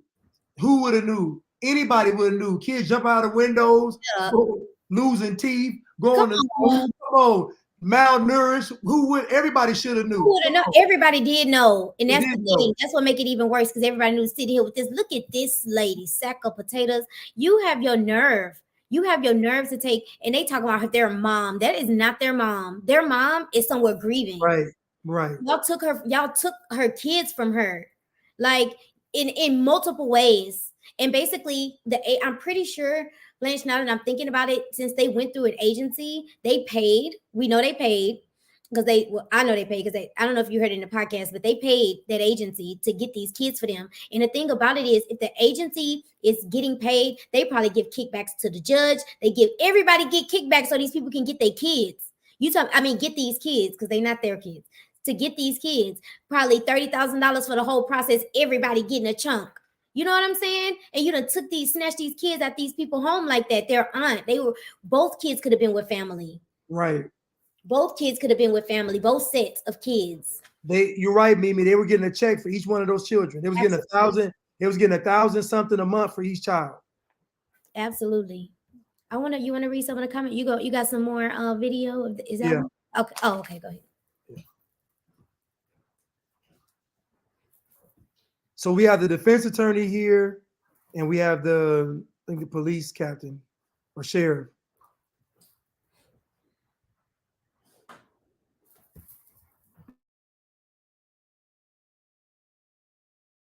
Because they were found strapped in those seatbelts at the crash site? That is correct. The two adults were seatbelted in. The children were not seatbelted. I know this is going to be a difficult question to answer because the forensics obviously take time, but is there any indication that there was a struggle between Sarah in the passenger seat and Jennifer in the driver's seat? We've asked that question from our pathologist. We haven't got the results, but there's many other questions we're asking. Was everybody alive when they went off the cliff? That's a. Oh, I want to say something. Tell me, was it no? She wasn't struggling. She just went off the cliff like she was supposed to. They was all full of Benadryl. What's the name? Had drank. It was a whole bunch of alcohol up in there. She had drank some vodka. They told me she wasn't. They were saying that she didn't drink, but it was a lot of alcohol bottles at their home, and it was alcohol or vodka or something in the car. Number two, they were searching. So if the one driving and the other one searching up. How much Benadryl I got? Y'all it's y'all complicit. Y'all working together. So don't sit there and did they fight? No, they didn't. No, they did not tussle. They drove off the cliff. They didn't even put no brakes, no nothing, no hesitation. Straight off, they knew exactly what they were gonna do. Is giving sociopath. And these people are making me very upset because don't sit there and act like did one of them fight. They want to save one of them got to be good. Yeah, there's no way that two lesbians are this bad. There's no way. One of them had to be trying to, they can't accept it. But meanwhile, if this had been me, I would have still been in prison. If this had been me off the first report, if some children, especially some young girls, ran next door and said I was not feeding them, oh my goodness. Could you imagine, y'all? Could y'all imagine if somebody jumped out of Blanche window, a 13-year-old girl, and ran across the street, and it was another girl, a little girl. Just think about it. Another little girl in there with no teeth. Everybody's skinny. He walking around with one dressed like a zebra, one with a tail. Like, y'all would have called the police on him. You talking about a police shoot? They would have shot me right there. He wouldn't even had no trial. Blanche wouldn't even got a trial. Jail. Death penalty. Death penalty. Like, stop playing with me. Y'all let these women go because of what they represented. And probably way bigger than that. Now that I'm thinking about it, it's probably because they are probably in cahoots with all kinds of agencies and stuff. They hiding it. They doing too much. They are doing too much. Like, y'all, they doing too much of nothing. Because why y'all not talking about it? I gotta get my charger, y'all. Hold on.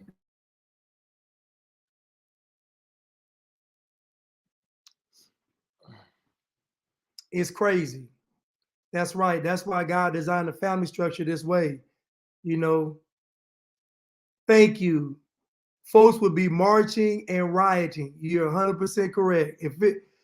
That's why I keep telling people, 2 years ago, they was like, if you wear the mask, you a good person.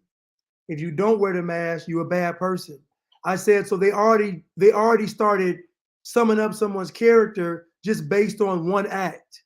So that's dangerous though, because now all you do is just give the scumbags and lowlifes and degenerates a way to hide being scumbags, lowlifes, and degenerates. Virtue signaling. Do you know how many people out here probably molesting children but wear a mask and got all 3 of them snake bites? Do you know how many folks out here got support BLM, got all 3 snake bites, wear a mask, want to save the planet, and molesting and eating children, literally? They just hide behind virtue signaling. That's why I don't fool with liberals, because I know at the core of a liberal person, this is what it is. How you even want to be a liberal? How could you even want to be a part of this foolishness? It's foolishness. And teachers, who was the little boy? Y'all remember the little Hispanic boy in, I think, California? The little Latin boy? Mm-hmm. What's his name? Gabriel. Was it Gabriel? I think you might be talking about Gabriel Fernandez. I be knowing them cases. I used to watch them, y'all. All of them. I used to be that little boy, and I'm gonna tell you what stuck out to me in that whole documentary. When they went to the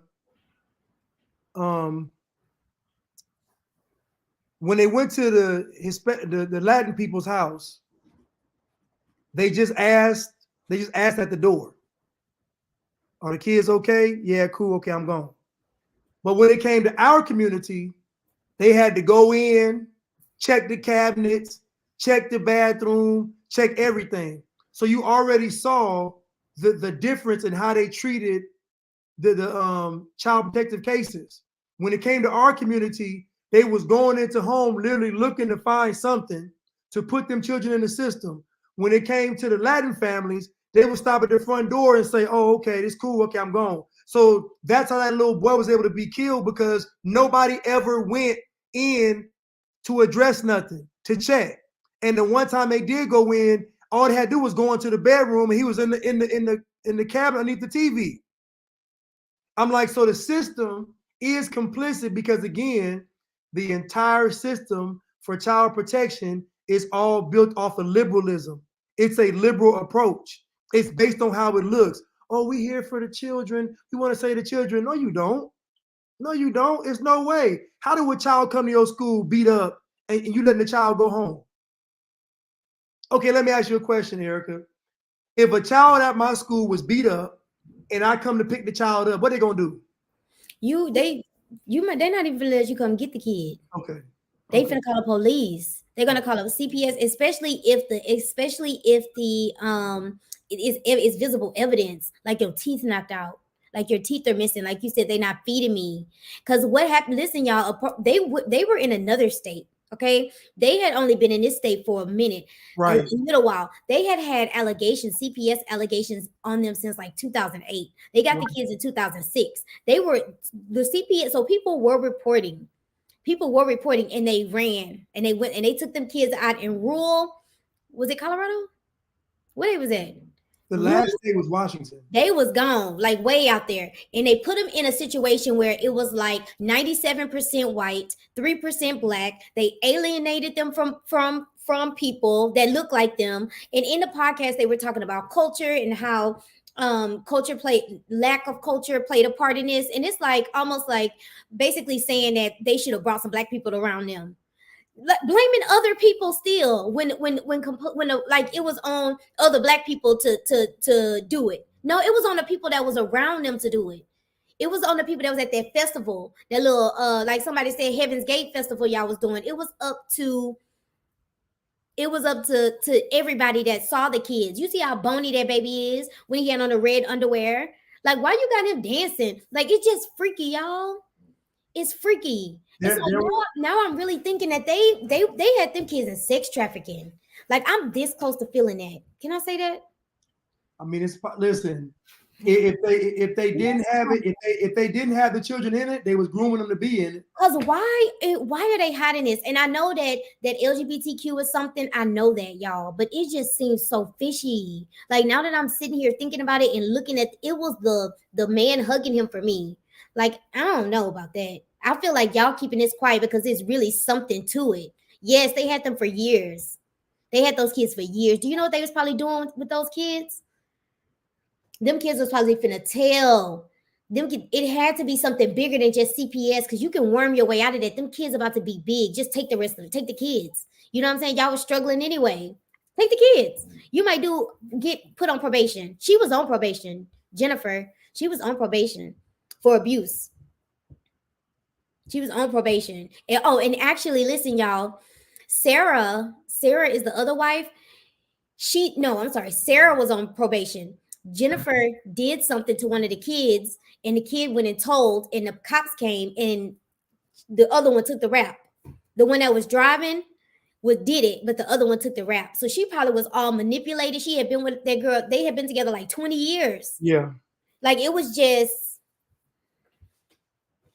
yes, right? Agatis Navi, I agree. It's just weird, y'all. Like, they are manipulative. These are disgusting people. These are disgusting people that these kids was with. I couldn't even imagine what those kids probably have went through.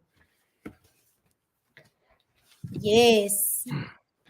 Pure evil. So I just wanted to tell L. Warren, I think it's Lakeith Warren, Lakeitha. I'm gonna look up the Nancy Schaefer one. Yeah, I'm gonna look it up. I just screenshot her. I'm about to play this real quick. Hold on. Okay.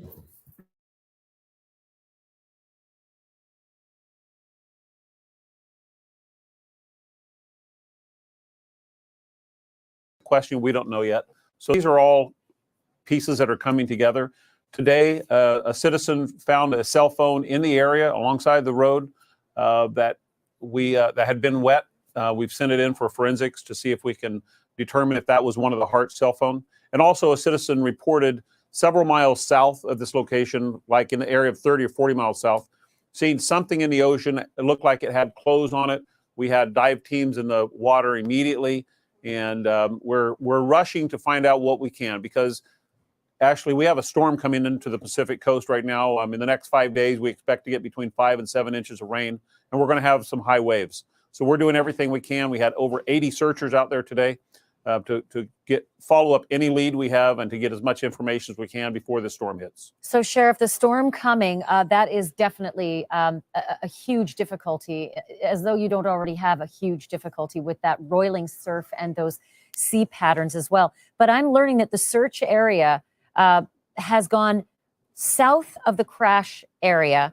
And you tell me if I'm wrong here, but from Noyo Harbor to the McCarricker State Park, yes. Okay, so tell me about why that's the zone of interest now. Because we're looking at the ocean flows, we're looking at where the waves were going, and the time that's come in, this time has happened. It's been a week and a day since they were found. It could have been a week and 2 days since the car went over, because we still do not have an exact time that when the car went over the cliff. So we're looking at that, and we're still hoping that there's going to be a citizen out there that remembers seeing them at a gas station or someplace. Thank goodness for the grocery store video. It certainly allowed us to get some more information on that. But we're hoping that someone saw something. This is a very unique family, and it'd take much more than one tank of gas to get from Portland down to my county. So I know they stopped somewhere, and I'm hoping someone says, yeah, I remember seeing that family, and we haven't got any credit card information yet, but we're still searching. And the credit card information will likely yield something if it does come in at all. I mean, who knows if they were using them, but there she was at the checkout. And like I said before, yes, they're unusual, Sheriff, but my God, that scene is so typical for a morning where a mom is at a supermarket buying bananas. Just nothing stands out about that. The pieces. Nothing stands out about that. Like, girl, they killed 6 people. Who cares if something stands out about them or not? Like, y'all just want to make it seem like they were so normal. Y'all want to be honest, Rich, I wouldn't be surprised if they do want stuff like this to be normal. You know what I'm saying? Like, just because, like, you can just, it's almost like the purge. Like, you can just do whatever you want. You know what I'm saying? If you're on their side, then just do whatever you want. Like, nobody gonna mourn you, nobody gonna question you, nobody gonna do anything. We're just gonna keep moving. And I think that's insanity. And just so y'all know, they took them out of school. They went out of school, Blanche. The one that was 19 hadn't went to school since he was in the 5th grade. The girl, the reason why the girl had the charges is because the girl who had the missing teeth went to school and said they held her head underwater, that she had bruising all over her, and when she got home, when CPS came over, Sarah said she did it. So she had two misdemeanor charges. And basically on the podcast, they were saying the fact that it happened was because she didn't know how to discipline them. And all of their medical records say that they were always falling off the charts. None of them were the right height, weight, or anything for their age. I mean, completely off the charts. That is what I wrote in my notes. Somebody said, wasn't that the congresswoman investigating how CPS was complicit and she and her husband were killed? Yeah, I believe it, because me watching these cases and the way I see them do these things, you have to be complicit. That's the only way this works is if the system is complicit. Because I know if it was me doing it, they wouldn't let me do it. Mm-hmm. So the fact y'all wouldn't let me do it lets me know that y'all are picking and choosing who gets to do it. So yeah, the system is complicit.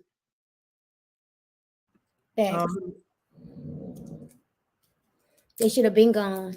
I agree. I'm just reading your comments.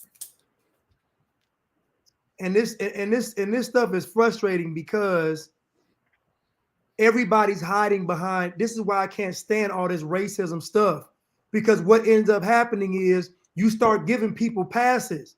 So somebody come to the community and say, like that one guy did, he made $250,000.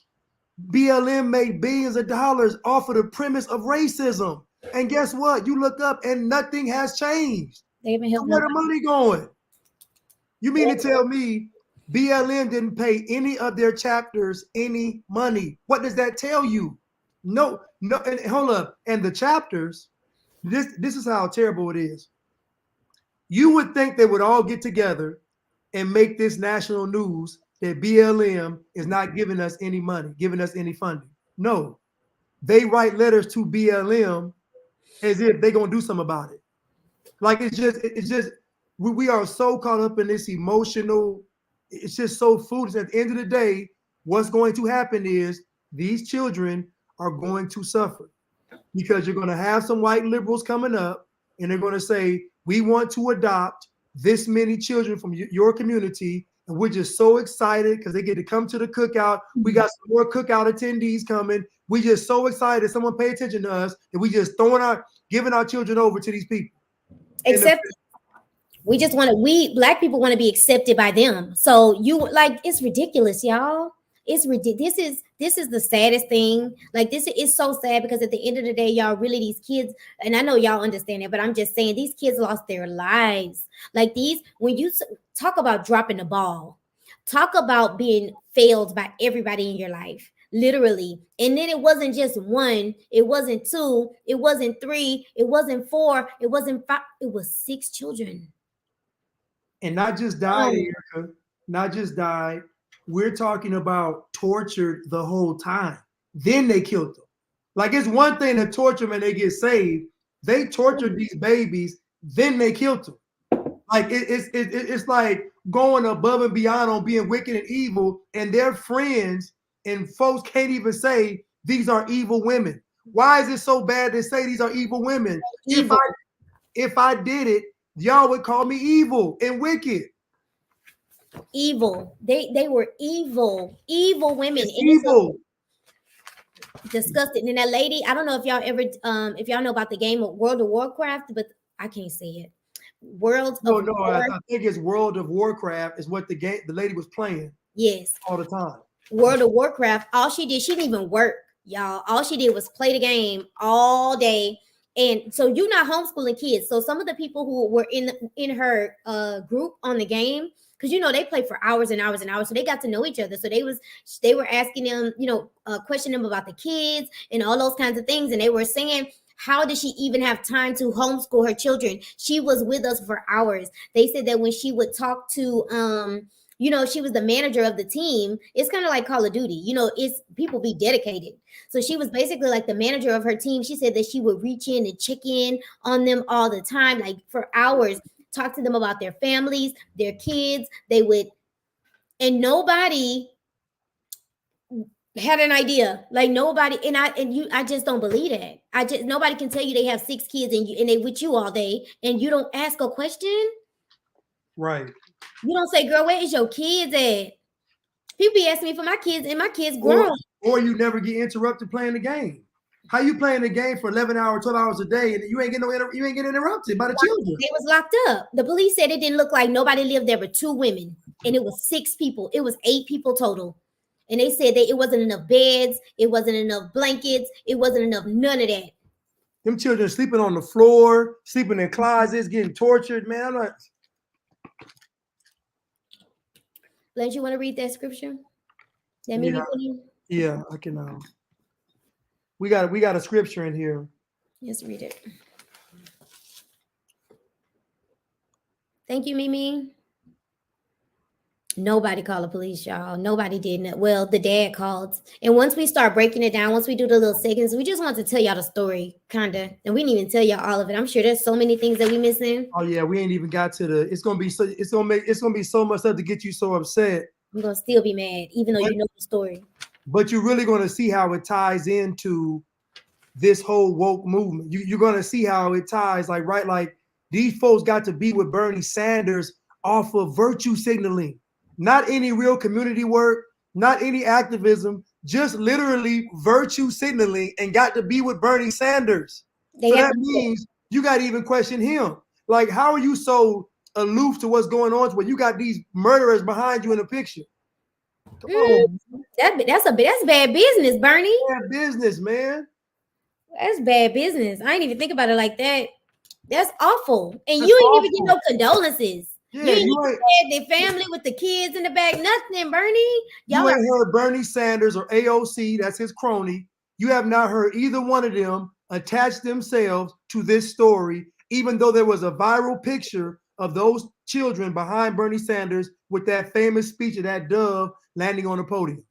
And they was in the back. Somebody said the birds aren't real. I almost believe it, because ain't no way in the world ain't no dove in the land when Bernie Sanders is spewing that garbage. I don't believe it. I don't believe it. It was all staged, because in the podcast they talk about how the picture with the cop was staged, about how they talked about how the Bernie Sanders thing. They said that she was there with all them kids at like 4 in the morning. Like, it was, the sun wasn't even out, and she was standing in line so they could get behind this picture, and they saw them. So when you looking, 4 in the morning mean dark, y'all. So when they were looking for people, that's the perfect family. You got LGBTQ, they got all these black kids, like perfect photo op. Because that's all they do is take pictures and act and get you to think and believe things that are not true, y'all. Just like Will Smith, just like Jussie Smollett. That's why Jussie Smollett's shocked to this day, because he said all of it's fake, and y'all want to put me in jail. Y'all want to put me in jail. I guarantee you, Jesse said, I'm telling. That's why they let him out. I'm gonna tell about, oh, you want to play? You want to play? I'm gonna show y'all how we put on the show. I promise you. And that's why they let him out, because we ain't heard a peep from Jesse. He gonna be in the Bahamas. I'm telling. Somewhere. I remember when LaToya said she was gonna tell because she didn't get her money from Michael Jackson's death. She said, I'm telling. They went ahead and shut her up, paid her too. Luke 24 to 26. When the unclean spirit is gone out of a man, he walketh through dry places, seeking rest, and findeth none. Finding none, he saith, I will return unto my house whence I came out. And when he cometh, he findeth it swept and garnished. Then goeth he and taketh to him 7 other spirits more wicked than himself, and they enter in and dwell there. And the last state of the man is worse than the first. So basically, when the unclean spirit is gone out of a man, he walketh through dry places, seeking rest and finding none. He saith, I will return unto my house whence I came. And when he cometh, he findeth it swept and garnished. Then goeth he and taketh to him 7 other spirits more wicked than himself, and they enter in and dwell there. And the last state of the man is worse than the first. So, and it came to pass as he spoke these things, a certain woman of company lifted up her voice and said unto him, Blessed is the womb that bare thee, and the paps which thou hast sucked. And he said, ye rather blessed are they that hear the word of God and keep it. So basically, explain it. Basically, what happens is we're talking about those that are, I guess, if the unclean spirit leaves and then the man goes back, if he goes back, it's worse. It's 7 times. It's worse. Like once when the unclean spirit is going out of the man, he walketh through dry places seeking rest and finding none. He said, I will return unto my house whence I came out. So it's almost like once you get delivered, you try to go back into that where you came from, because you got to think when you start doing the right thing. She said they were possessed. When you start doing the right thing, it may seem like, things get harder for you. You change your life. Could you do it? Because think about it. Now you're accountable for everything. You can't do this no more. You can't do that no more. So now it seems like, and so Mimi, you saying it deals with possession. It deals with possession. But I'm saying when the unclean spirit is gone, oh, never mind. My bad, y'all. I think it's the spirit. It's the spirit that can't find rest. Mm-hmm. I got you. And my bad. It's the spirit that can't find rest, and basically, it goes back, and then it finds some other spirits more. Basically, they team up on you. And it get worse. Yes. It get worse. My bad. Basically, my bad. It's the unclean spirit. When the spirit leaves out, it goes and gets reinforcements. Yes. And then it's gonna terrorize. It's gonna terrorize. Now you really finna get terrorized. So yeah. So these women, it's almost like, to me, this whole lifestyle in itself brings a level of spirituality that's wicked. The whole lifestyle in itself brings a certain kind of possession. Thanks. And then if you think about these women now, look how they started and look how they ended up. Look how they just started saying we're gonna be together. Then it went from we're gonna be together to we're gonna get married. Then we're gonna get married to we're gonna adopt some children. We're gonna adopt some children, we're gonna adopt some more children. Hold on, we're gonna leave a child, we're gonna abandon a child, we're gonna adopt a child, and we're gonna abuse these children. Then we're gonna get some more children and we're gonna abuse them. So you know what? We're just gonna kill them. Bless you. You think about it, they had to be in, and that's what I just been sitting here pondering. I was listening to the scripture and just thinking they had to have something going on and I mean, like with high people, for them to be able to leave that girl like that at the therapist and get a set of kids and then get another set of kids, it made me feel like they was kind of like a shelter or like a place where for sex trafficking. Like I feel like somebody is covering for them. How did y'all, somebody wanted those kids in their possession. Somebody wanted them to have the kids, I feel like, or one, I don't understand. I don't get that. That don't feel like slip through the cracks to me. When you leave a child somewhere, thinking about me as a teacher, if one of my students got left somewhere, I'm gonna make a phone call. So when the therapist called the adoption agency or CPS, what happened after that? Like did y'all say, okay, just take her back home? And like what? Like nobody went to do a home visit. Nobody, it's almost like it was disconnected. Like that girl was disconnected from them. Like somebody wanted them to have these kids and they were gonna do, they made sure the judge knew, everybody knew, like this agency was providing these kids for them for a reason. Cause that don't make sense to me, Blanche, how they can leave a child and abuse these kids this long and nobody, it was just kept getting swept under the rug. Even her case, that girl said that she held her head under the water, under cold water. And the thing about it is that they didn't take the kids out the home. That sounds like you will go to jail. You will be in jail just for putting the head under the water. Like if it was me, they would have threw me under. Could you imagine if I had adopted 6 children and I was abusing them? They would throw me. They would make an example out of me. X. And not to mention, they would go to my social media page, and I would literally just add more fuel to the. Oh, that'd be it. That'd be it. But I found it odd that they always had this little boy with his clothes off. Like they always. I was like, to me, and this almost. I'm gonna be honest. This almost seems like a advertisement for a pedophile. Yes, ain't it given? It's almost like this is a display. Like, so imagine, like, oh, I want that one. Like, these are like advertising videos. Like, it's like pickachild.com or something crazy. And because I'm like, why are his clothes always like? It just doesn't make any sense to me. He always has his clothes off. He's always in a costume.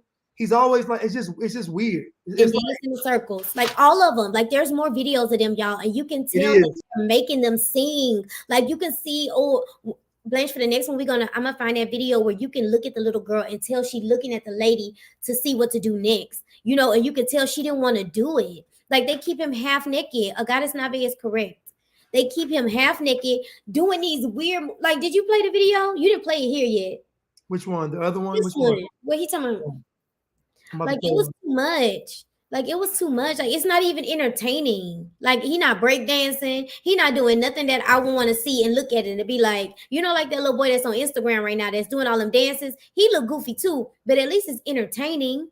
This is weird. This is weird.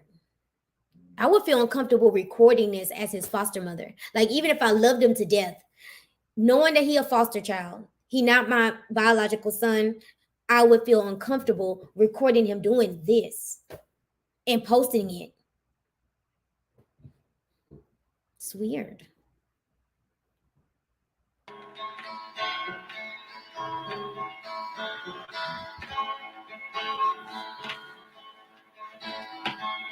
Yesterday a child came out to wonder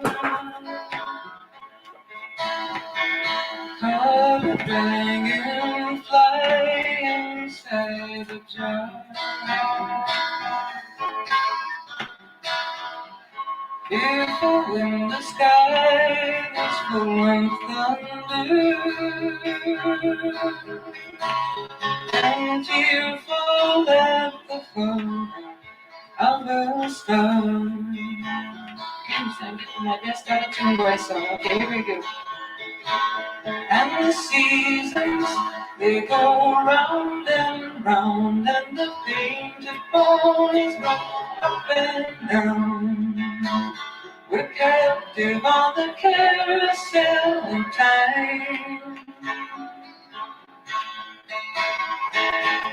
We can't return, we can only look behind from where we came and go round and round and round in the circle game.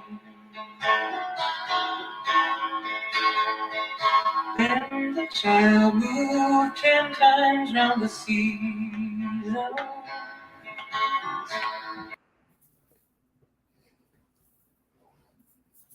Ridiculous. Why so you all can see it's the winter time. It's around Christmas. So it's cold. So why it's just like why are you dancing around the house in the winter in your underwear? I know y'all got the heat on, but them floors still cold. Like I'm just saying it's too much. Like what are y'all doing? And you can hear him get something. We're gonna do a redo. So you can hear her giving him instructions. We're gonna do a redo. Like to me, I'm like, who is this for? Like who? Like this is not even like he's not in ballet. This is not real interpretive dance. Like who is this for? Customers, because they weird. It has to be. Y'all weird. Y'all are strange. If I posted this, my family be like, girl, what is this? Take this nonsense down now. Right, Mimi. At 2:30 in the morning. Oh, that's what I saw. Yes, 2:30 in the morning. Like, have y'all lost y'all minds? These kids are not even in school, y'all. These kids not even in school. Like, this is ridiculous. 2:00 in the morning with a fish on his head. Like, poor baby. He probably was tired. He probably was hungry, y'all. He probably was doing this for food. Like, it's not even. Yeah, right. Like you got to do this to get something to eat. Right. Well, let me go back to it.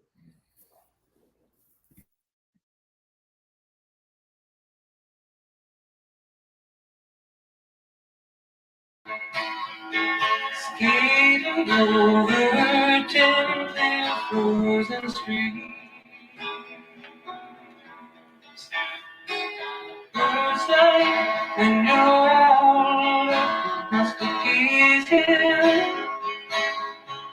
And promises of someday make up his dreams. And the seasons, they go round and round, and the painted ponies go up and down. We're captive on the carousel of time.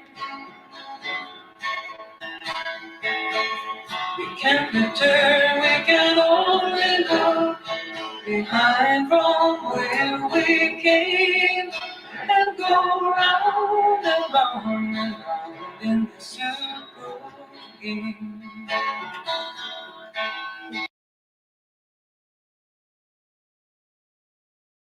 Like, what?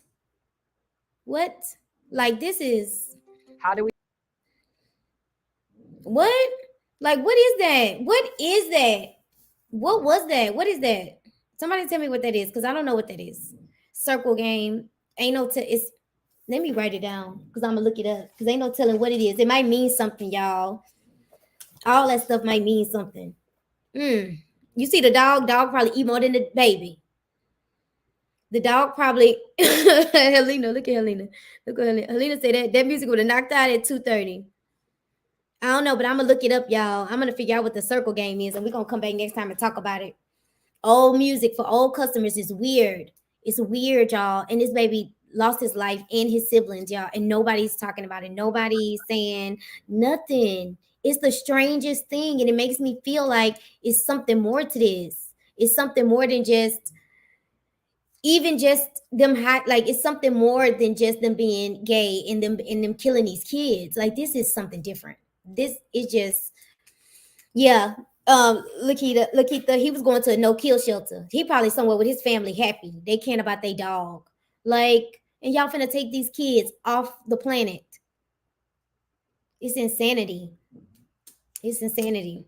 That circle, I'm gonna figure out what that circle game song means. Look at them. This one, they was real little. They look so cute. Yeah. So we gonna hear it's another song, and they put these children on display, and really they were just human props. And what we don't realize is that these liberals be using us as props as well. So all those marches and protests, there was a guy that got interviewed, and he said he works for George Soros, and his job is to organized protests. He said he went to the website, he applied, got the job. In California, he said, I get paid to organize the protest. I don't have to be there. I just organize them and I get paid. So I'm like, all this stuff is a setup. It's a setup, man. It's a setup.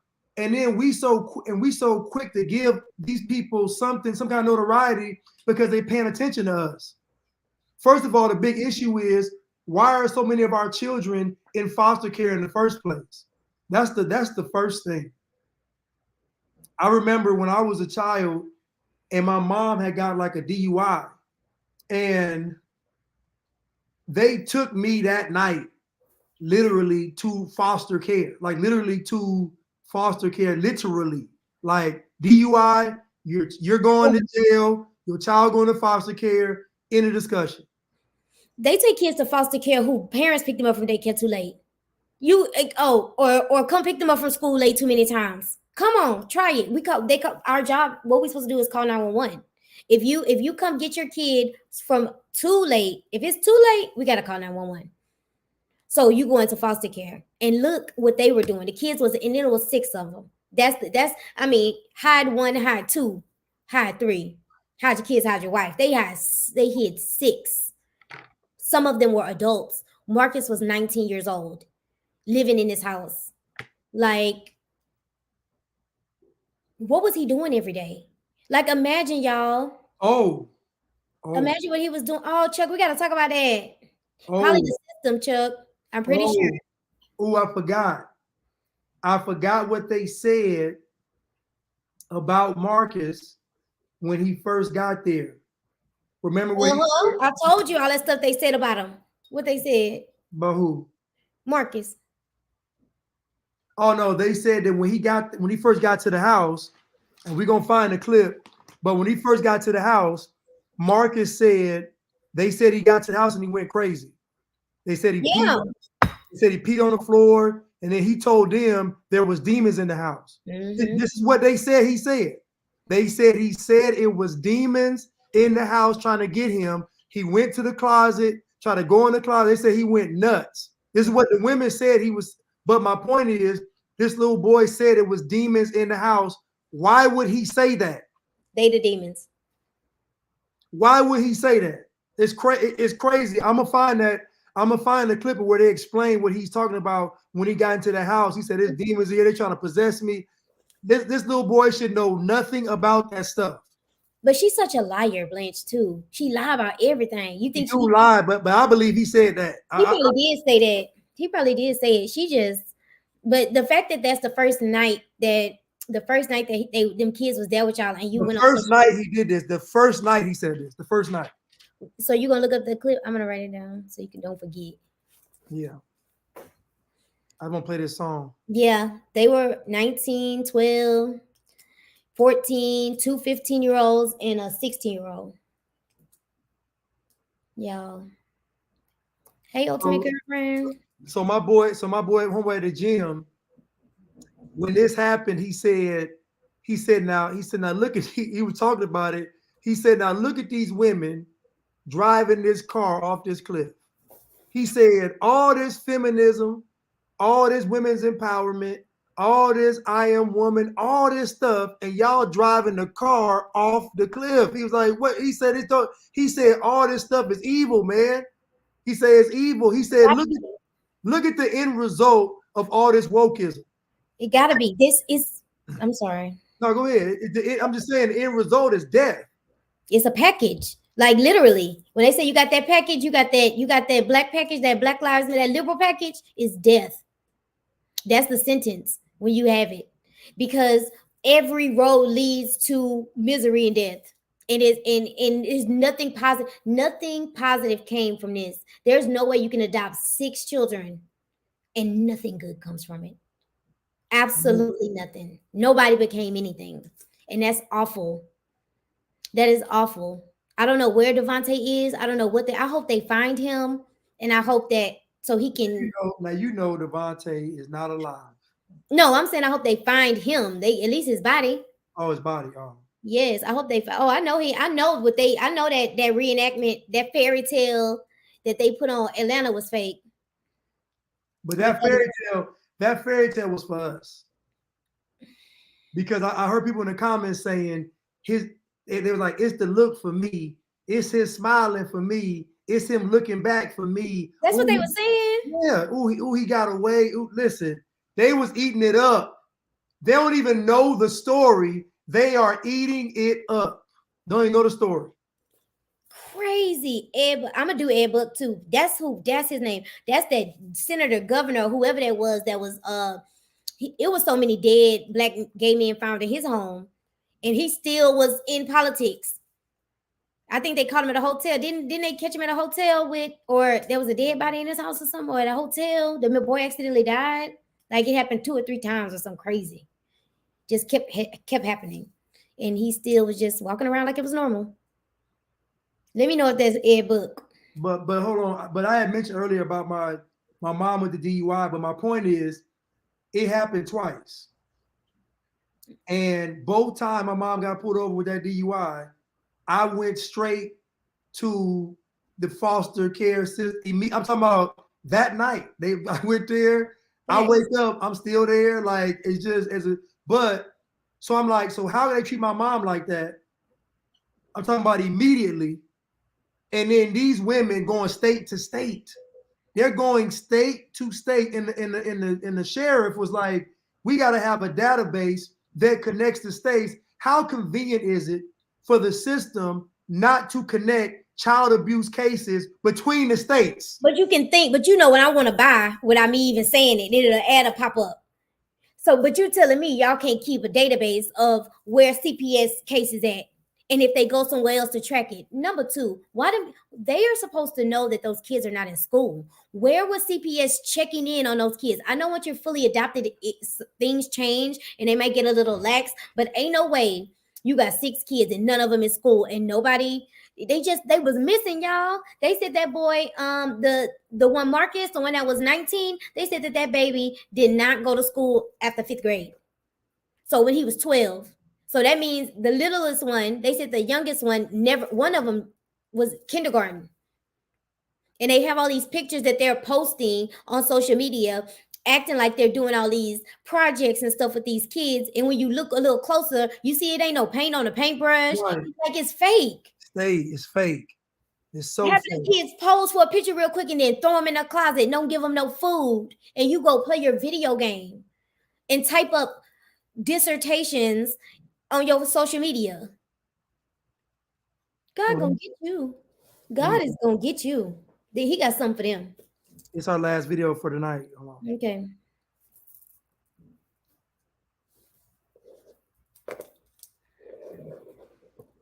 Oh, Matake Watson. This is a place for all relations. Bring celebration to meditation.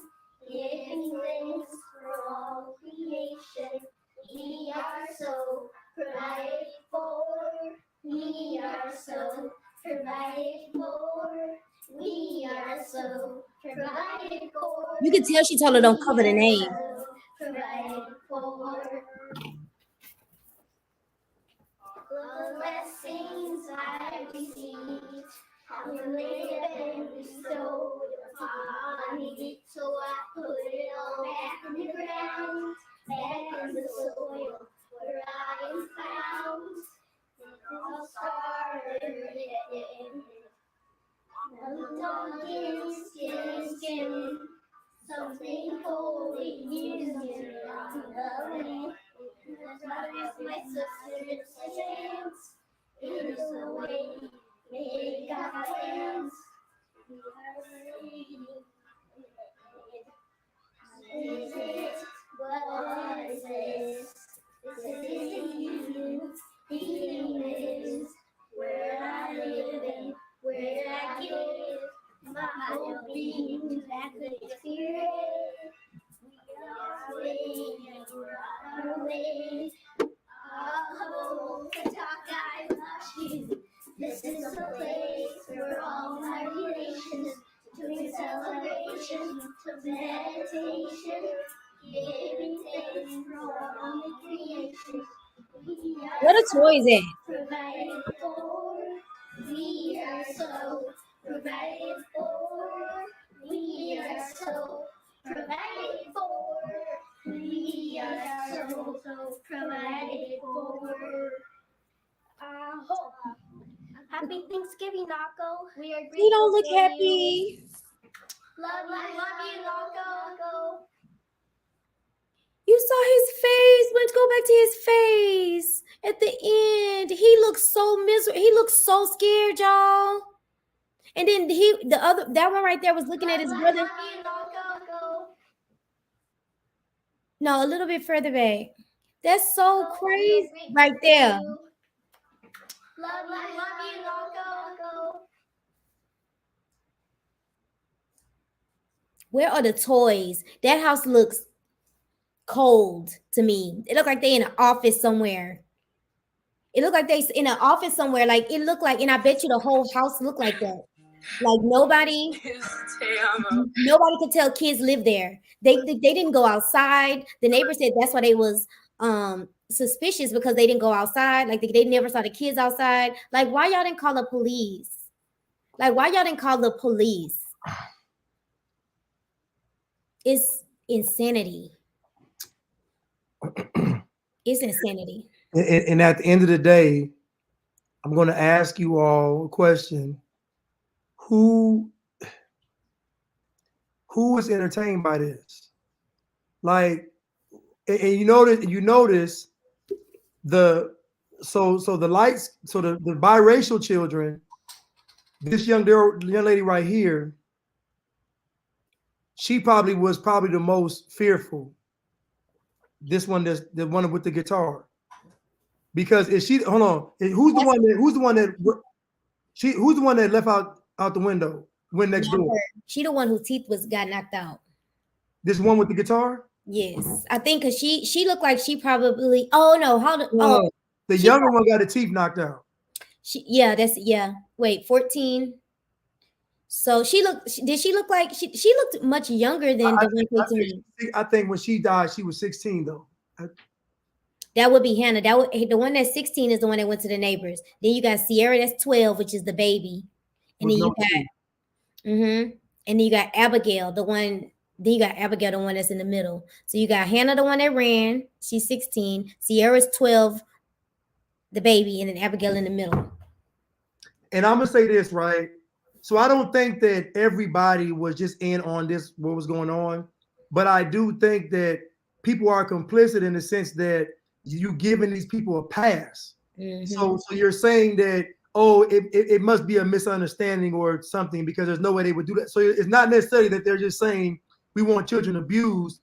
What you do is you get real lazy when you see people from the LGBTQ community talking about they want to save black people. You just get real lazy. You just be like, okay, now they want to do good. So the problem is, either the police were told, they probably kind of brushed it off because it was like, they ain't got nothing going on. They probably misunderstood. Children might just be skinny or whatever. You just don't want to think the worst because of who the women are. Right. Because they're gonna talk about who are the women. Or they're gonna say, they're just some lesbian couple that move. Some old earthy lesbian people that's moved. They got farm animals. They just up there, just probably all vegetarian, because they said that the kids were vegan.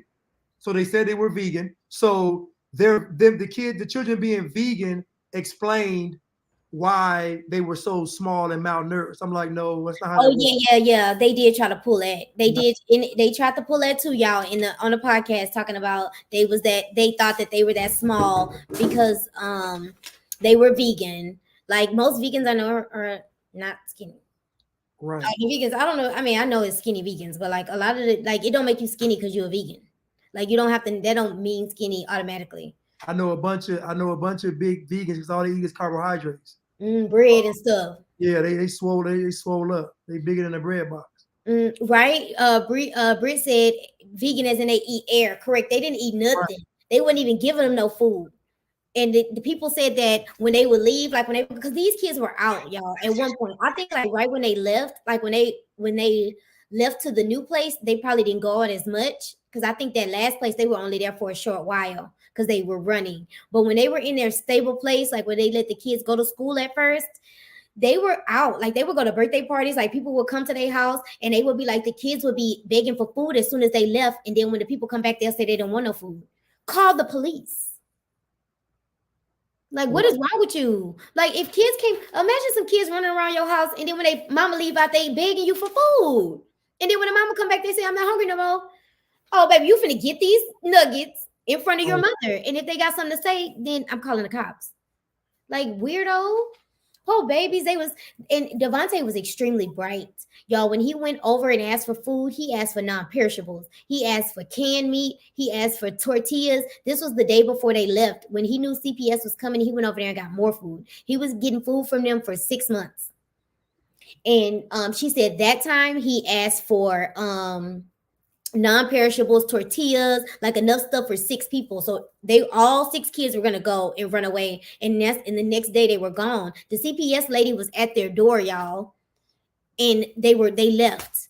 Well, they left right before she got there. The lady said that the ladies who dad called, the neighbor, she said that she could see the CPS lady knocking on the door, and they had drove off already. And they went on a trip around the mountains, the Pacific Northwest, and then kill those kids. Right. And it's crazy. Imagine No Color said, my grandmother raised 6 foster kids, and CPS will come and check on them monthly, take the children into an excluded room and talk to them. Eventually my grandmother adopted. How didn't CPS see this? So the problem is, again, they go based on who has the children. So if they go to our community, they got a better chance of the parent being in a violation or someone being in a violation. You'll see this later. So when it comes to our community, they'll go in the home and do a thorough check because more than likely they're going to find something.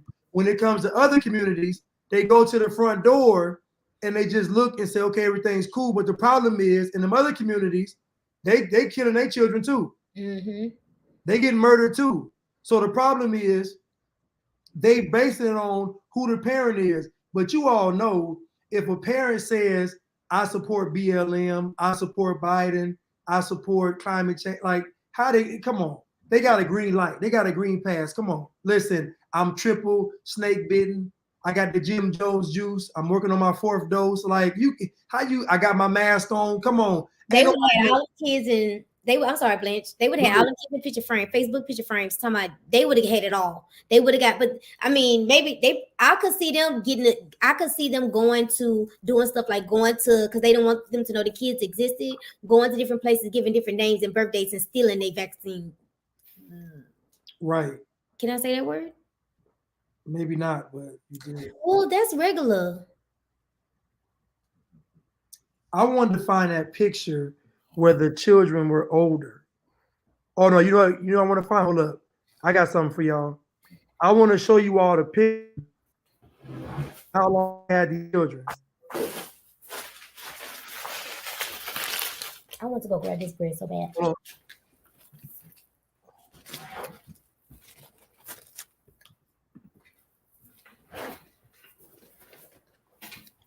I want to show you all this picture, and then we're going to close out.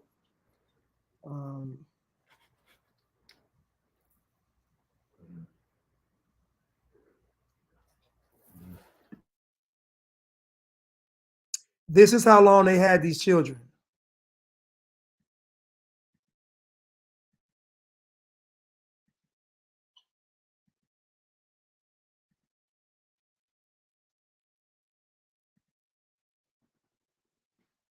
Look at these babies. Look at these babies. This is how long they had these children. Look how young they are. That means these children were with these people probably more than they were with their other family. So they pretty much were already conditioned and brainwashed and just because at this age right here, once the abuse starts, they done. Like they done.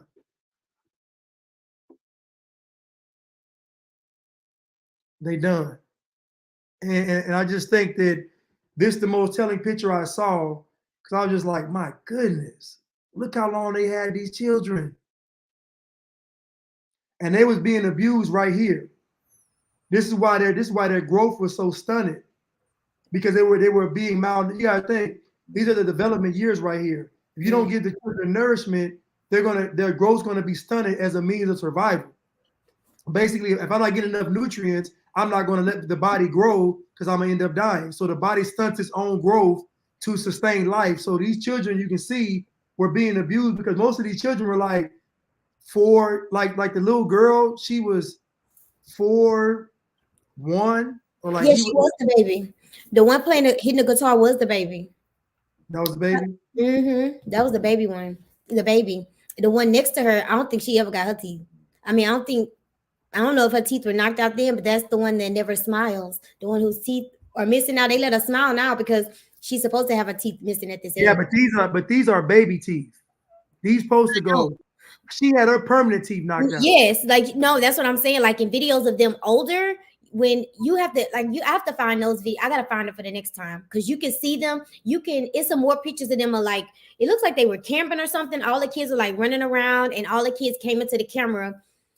Only 5 of them did it. So the only one that was missing was the one without teeth. All of them talked. So I guess they said we're gonna leave her out of this one because people will notice her teeth are missing because she's not saying whatever they wanted her to say. They all said something for some kind of campaign. Yeah. Then another video I saw, a picture, all the kids were big, bright smiles. You can tell that they coach them to smile.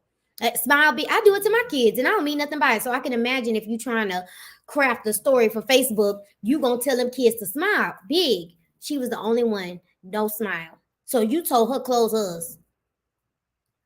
Devilish. Right. You're devilish. You're evil.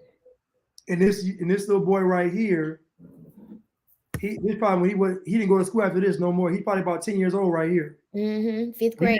So he didn't go to school anymore. So that means he wasn't really going to school. They were going to school in the beginning, and then I think once she told, they put everybody out. Correct. They started homeschooling them. But I'm also say this too. They are narcissists as well. So these white women thought that they were going to be able to save these little black children, and they were going to behave and love them and worship them. This is what they thought. They thought if we go and rescue these children, they're going to worship the ground we walk on, and these children were like, we want to go home. We don't want to be here. And so that probably enraged them even more, especially the one that was the leader, because she's at home with the children. She's with them all day. So I know she's like, if I'm playing this game, y'all got to not only be quiet, but y'all can't be moving. So guess what? She probably had them tied down or locked up so they couldn't run away, because she on the game all day, playing Minecraft, World of Warcraft. I can't say Warcraft. I don't know why. I can't say it all together, but I can say it. World of Warcraft. Yes. But my point is, they actually resented these children because these children wasn't worshiping them for their virtue signaling. So think about a narcissist. Normally, when they do stuff like when they do a virtue signal, people praise these women. Oh, they're so brave. They're so courageous. They're so loving. You all are fighting against all the odds. You all are 2 lesbian women going against the system. Like, you guys are wonderful. But then when they get these children, they're like, we're not calling y'all mom. You are not like I know these children were like, no. And some of them probably had, I'm sorry. Go ahead. Some of them probably had some type of I think Marcus had some type of developmental delay. So once he turned 18, they probably started getting a check for disability for him and was like, oh, we could keep him, for forever, basically. And then the other kids, basically, as they grew up, they probably realized once Devontae, I feel like it probably really got set off when Devontae started rebelling. I feel like they probably was okay with the rest of them, but he's very intelligent. So not only they said a few of them were developmentally delayed. Devontae, okay. I believe, was one of them who had his wits about him, because he definitely was talking about some non-perishables. He know what's going on. So I think that once he started rebelling, they got scared. I feel like there were so many factors that played into this decision. But to be honest, it wasn't, not saying that it's not bad what they did, but it really y'all didn't have to take their lives. That's how I know y'all were doing something way bigger than just not feeding them, or way bigger than just, y'all had to be doing something more, because they probably would have gave y'all probation. Y'all are alphabet girls, like somebody said. Y'all alphabet girls, they black kids. People would understand. People would understand. You know, they would be like, oh, it's just probably too much for them. They didn't know how to discipline them. Y'all probably would have got a little slap on the wrist. Y'all did this for a reason. It was something that y'all were doing that y'all were afraid was going to come out, because y'all even had all y'all friends fooled. Y'all had everybody fooled. Y'all could have they still fooled. So y'all could have easily talked yourselves right up out of it. Facebook posted yourself right up out of it. So y'all were doing something way more than just not feeding these kids. And I just put everything on it. And more than just abusing them, more than just tying them up, more than just torturing them. There was some sexual aspect to this case, either with one of them, all of them, other people, something. You know, well, I think a lot of it, you know, I think a lot of it too is, I think the nature of the abuse. So you also got to think about how, imagine you get called in and the children are telling them that y'all are literally not just abusing us, but you're not feeding us, like you're making us do crazy stuff. Like it's just, it's so much to where their image would be destroyed. And to me, most of this was about, in my opinion, their image. You can't recover from child abuse, and you sure can't recover from child abusing some children that are oppressed. You can't recover from children that are literally developmentally think about it, developmentally delayed, suffering because of their skin color, come from impoverished environments. Like literally, you pick the most vulnerable population to do the worst things to. If these children had gotten out and told them, or CPS started a case or whatever, it would have been disastrous for them. I'm talking about, it would have been disastrous. I think it would have been more disastrous in the mind. I think what I feel like the consequences that they felt they was gonna get probably would have been way worse than what they probably would have got. Oh they, no, yeah. They let them adopt some more kids. I wouldn't be surprised. They wouldn't have went to jail. It just would have been, when they post something, you got people coming saying, nah, y'all was abusing them. Like, so they, social. Yes. It was social suicide. Social suicide, yeah. Not the law wouldn't have did nothing to them. They slap on the wrist. Social suicide, definitely. Because all they could have claimed was, we stressed out, we in over our heads, and then I'm depressed. Then they go see a psychiatrist. You know how to take medication, antidepressants. They can easily get out of that. It's easy. It's easy. Thanks. I'm gonna see the comments real quick because I've been missing y'all comments. L. Warren says, I saw one clip from the documentary when one of their friends said they shouldn't have been under the microscope how they were. Ma'am, clearly they weren't under it enough. Facts. They killed children. Right? What are you talking about? Like, if I was interviewing you, if I was the journalist and I was interviewing that person and they told me that, I would have said, excuse, what are you talking about? Like, we wouldn't have got it. We wouldn't have got it. Elaborate, please. Now, hold on. Remember that one Asian guy? That one Asian guy was to the list. He said, listen, they bad. He was just like, I can't sugarcoat it. They bad. What you want me to, like, I'm not finna even try to defend them. At all. They knocked that girl's teeth out. Listen to me. I don't know what they did. They either threw her into a wall, I just know how these type of women get when they get enraged. When they get upset, when these women like this get upset, they have no regard for human life. I wish I could do. No regard. Wish I could do. Matter of fact, remember kids to them. Just one of them. Like, seriously. I bet nobody was, because now let me tell y'all, these girls came from decent homes. Mama and father for Jen, and I think both of them parents was in the picture.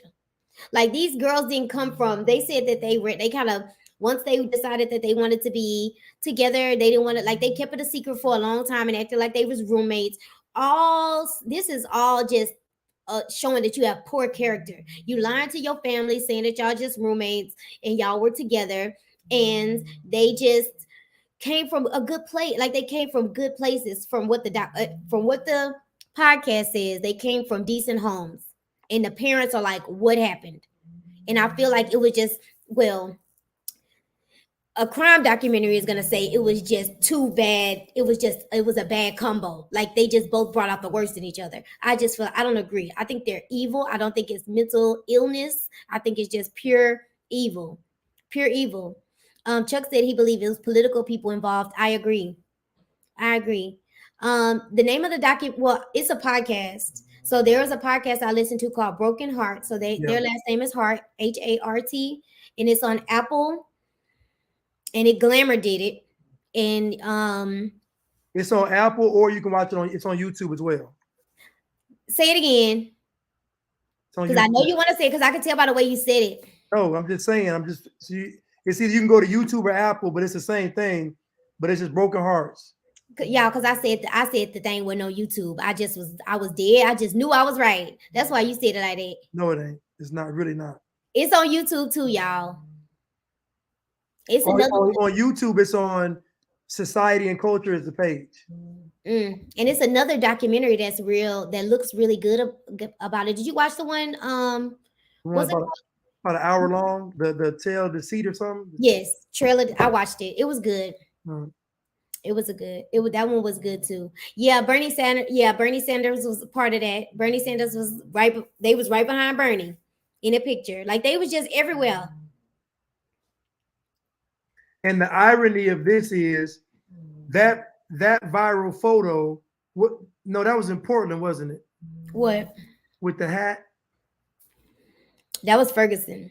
Well, it's Ferguson. That happened in Ferguson, but I don't know where they were. Where did Ferguson happen, at Portland? No, Ferguson was in Missouri. So they probably drove down there. So just for the photo op, they drove down like props. They drove down there to say, look at us supporting our Black kids, and we're gonna take them to the protest so they can know what it's like to be Black. Like, girl, get off the gas and take care of them kids. Y'all doing everything but taking care of them. Everything. Y'all doing all the work that they did, all the work that Jennifer put into pretending. She could have used it to actually do something productive with these children. You have 6 children. You could have changed their lives forever in a positive way. You changed their lives forever in a way that they will never grow up. You changed their family's life forever. But she never really wanted to actually have the children. She wanted props. She wanted something to hide behind. They never actually wanted children. You got to think about this. They were really adopting these children during the time when Obama was in office. Facts. So you got to understand, this is like one big virtue. See, like Obama really, and there's a teacher on YouTube, on Instagram, and she was talking about how when Obama was in office, he became a cult.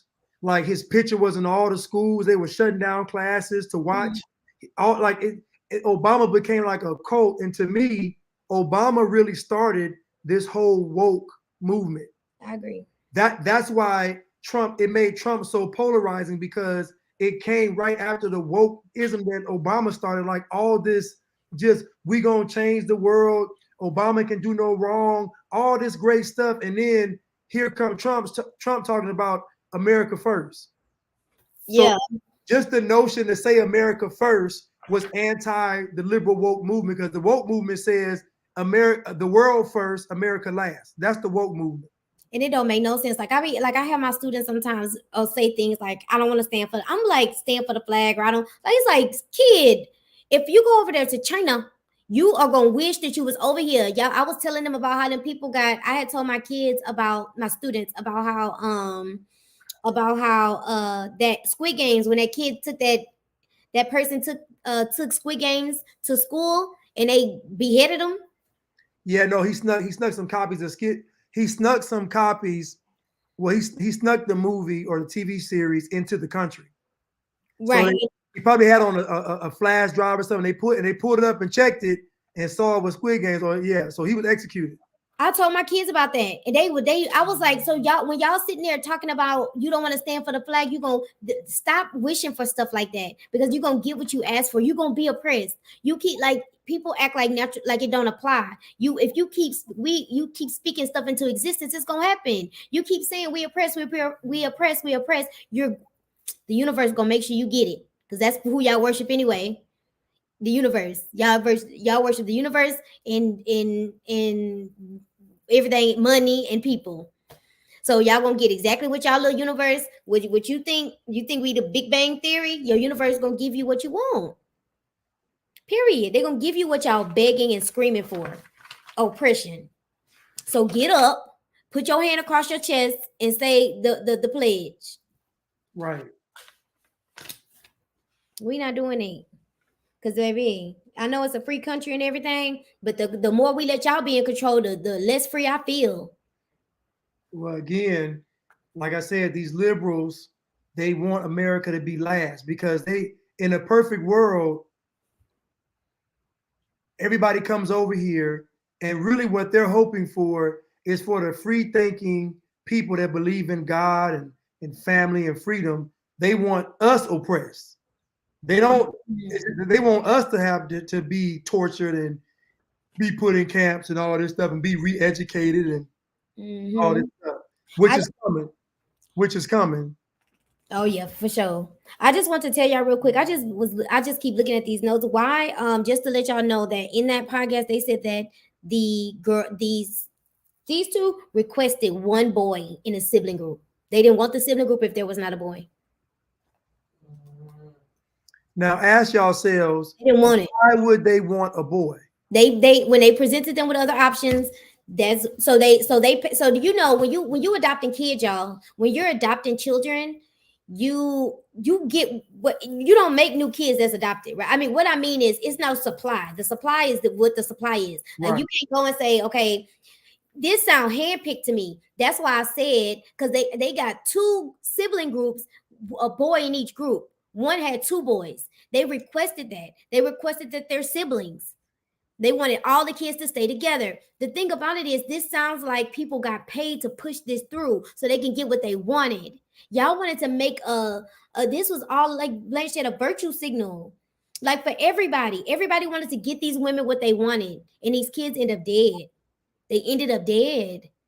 And I know that they wanted the boys, to me specifically, like somebody said, to emasculate them. Like, so basically, we're gonna make you not like we're gonna make you not like a toxic male, not like a real man. We're gonna make you the version of men that we aren't intimidated by. We're gonna make you the version of a man that we can control. We're gonna make you the version of a man that's afraid of us. I'm telling you, man, like it's crazy, because there's no way you got the one boy. Why is he still with y'all at 19? That's what somebody said in the comments. True. Why? Why? Like he's 19 years old. There's no girls, no college, no, like, I'm like, what is he doing? Like what? No cell phone? Like, what is he doing? That's what I said. What you think he was doing all day, Blanche? Like, what do you think? She probably, she didn't let him play that game. So what they was doing all day? What were they doing all day? What were these movies? Think about. There's probably so weak in mountain. There's probably sleeping mode. I don't know. Ooh, and they probably only had each other. Like, they probably was so tight. That's why he said, I want 6 of everything. I want 6, everything you got. I want 6 of it for his siblings. Like, they wanted. Hey, Amanda. What's up, Amanda? It's just like, it's wild. It's wild. And it's so many little details that are just sickening about this story. This is we just gave y'all like the big chunks. And I know it was long. It's been 2 hours and 38 minutes. And we gave y'all just the big chunks. There's so many little bitty just details that are, the devil is in the details in this case. Because there's so many little things, like them leaving the girl, like them having a case already, like all these little things, like them reporting that's way smaller than the murder itself, that are still disgusting. Even to how they held the actual family members more accountable than these women. They literally held the family members that wanted to take the children and were taking care of them. They held them more accountable than these women. It's absolutely insane. They took them. They took them. And the grandma, the aunt said, I didn't have nobody. She was like, I was in a bind. The mom was there. Like, I couldn't miss work. Like, I had to go. And they said the mom was drug charges. She hadn't even abused the kids. The mom hadn't abused the kids. The mom was on drugs. And I'm not saying drugs are good or drugs ain't a big deal, but it's not like she was doing this. She wasn't doing this. So she was on drugs and she had a family member where the kids could stay. The kids were there. The lady had to work. And so she left the kids with the mom. And just so it just feel like, did y'all know these ladies wanted a kid? And so y'all waited to pounce on the right family? That's what I'm getting, to get those kids. Because why? Y'all shouldn't even took them kids out the state of Texas. How do you get your kids taken out of the state of Texas before they're even adopted? Your kids should stay in the same state. Right. We can have the option to get them back. How am I supposed to get my kids back? And you take my kids to Washington within months of me losing them. Like, that's crazy to me. That's crazy to me. You took my kids from Houston, Texas to Washington, up Pacific Northwest. How am I going to get my kids back? And the aunt was saying that I think they tried to get an attorney. They were trying to get the kids back. But once those adoption papers are signed by that judge, that's it. You will never see your kids again. Like think about how fast the adoption process happened for a group of kids who had family. That's crazy. I could see if these kids, look how little they were. They took them out of the home and almost immediately gave them to, because the family, the daddy, everybody remember these kids. Like, it's not like they weren't babies, you know what I'm saying? But they still was little. Y'all, a full-blown adoption, I think, is supposed to take 3, 4, 5, 6, 7 years, right? Ain't that supposed to be a long process? It's supposed to be a longer process in a couple of months, a couple of weeks. I don't know if it was a couple months to open, but I know it was fast. I don't know if it was a couple months, but it wasn't a year. No, it wasn't a year. It wasn't a year. There's no way it could have been a year, because if it was anything longer, they would have been able to get the children back, the original family. Because the more time they were able to fight more. That's how you know it was fast, because the family couldn't even fight it. It just happened. And the judge, and there was a lady, she said they had a transracial adoption specialist on the podcast. And she was just saying how she could see how they would be appealing as adopters, because a lot of kids in the podcast, y'all, she said she sees how they could be appealing. And this was a Black girl who was adopted like these kids. Does that make sense? Yeah, by a white family. Right. Yeah. So now she's a specialist in it. And so she was basically saying, that she could see how these people can be she could see how these two would be appealing, because not many people want to adopt kids that big. Most people want babies. It's so many, it was 3, and they wanted to keep the kids together, both sets, and stuff like that. So it makes it harder to adopt. So she was like, yes, I see why they were appealing, but they should have been in a more diverse environment. That's what she said. Y'all hear my dog? Yeah, but the funny thing is, your dog snoring? Yes.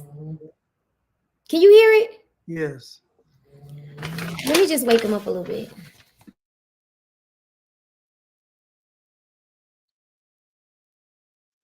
Listen, it's so hard to adopt in America, so this was planned and set up unless you're a part of the ABC family. Yeah, so to me, I feel like it's a lot easier for them to adopt children. Like these women walking in there saying we want some black kids, it's easier for them to adopt. To me, they'll give them every break, because it's almost like they're honored that these people, and this is why I talk about how most of this racism stuff is really where you put white people on a pedestal. Mm-hmm. So anything they do, you're either extremely enraged at what they do, or you're extremely honored at what they do. So you either hate it or you love them. So it's almost like, because you have them on such a pedestal, when they walk in the room, you're almost honored that these privileged white women want these Negro babies. They really want to say that hard ER. Right, but Like, that's what they really want to say. Yeah. And it was a black person saying it. Right. It was. Girl. She listen, when we get into this case, just the details, y'all are gonna be like, what in the like it's so much stuff. It's so much craziness. It's crazy. Y'all thought we went through the craziness. We did, but it's so much deeper. Like, we're gonna dissect the festivals. The festivals is suspect. I feel like those festivals are a great way to hide sex trafficking, because everybody is accepting, everybody is Woodstock-esque. Like, everybody's just free. And that freedom is dangerous, because what's going to end up happening is, in festivals like that, it's going to, before too long, if nobody's talking about the things that they're doing, before too long, it's just going to be commonplace that is sex trafficking. Everybody going to know, and nobody going to say anything, because there's no way they're going to say something about some sex trafficking when 6 kids have died and experienced it at something in a situation similar to that. It's just a little sex trafficking. That is nothing compared to this, and they ain't saying nothing about this. So imagine what they letting slide. Imagine what's being. Can y'all just even imagine for a second what's getting slid under the rug if 6 kids can die and nobody say nothing? Like, if 6 kids. I'm talking about 6 in the open off a cliff. Ain't nobody saying nothing. Driven off a cliff.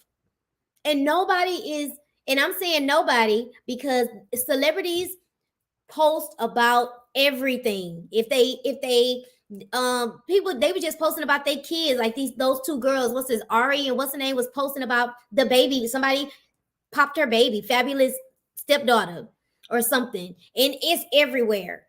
Like, that is nothing compared to what happened to these kids. Nothing. And that's what we talking about. That's not, and that's what.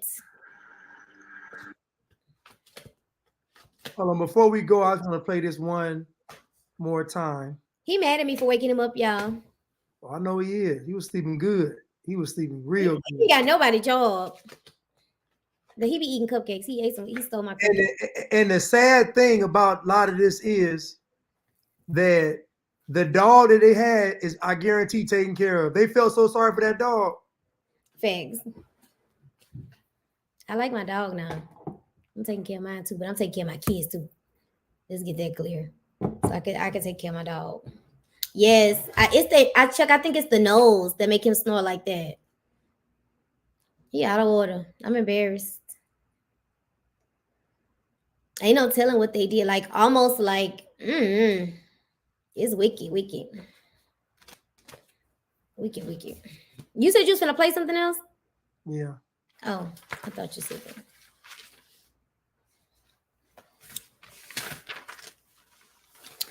Thank you. I got something. I'm gonna show you. I'm gonna post the pictures of my. He actually posts for pictures, y'all. He a model. I'm gonna post some of his pictures so y'all can see him. I'm gonna post them on my Facebook.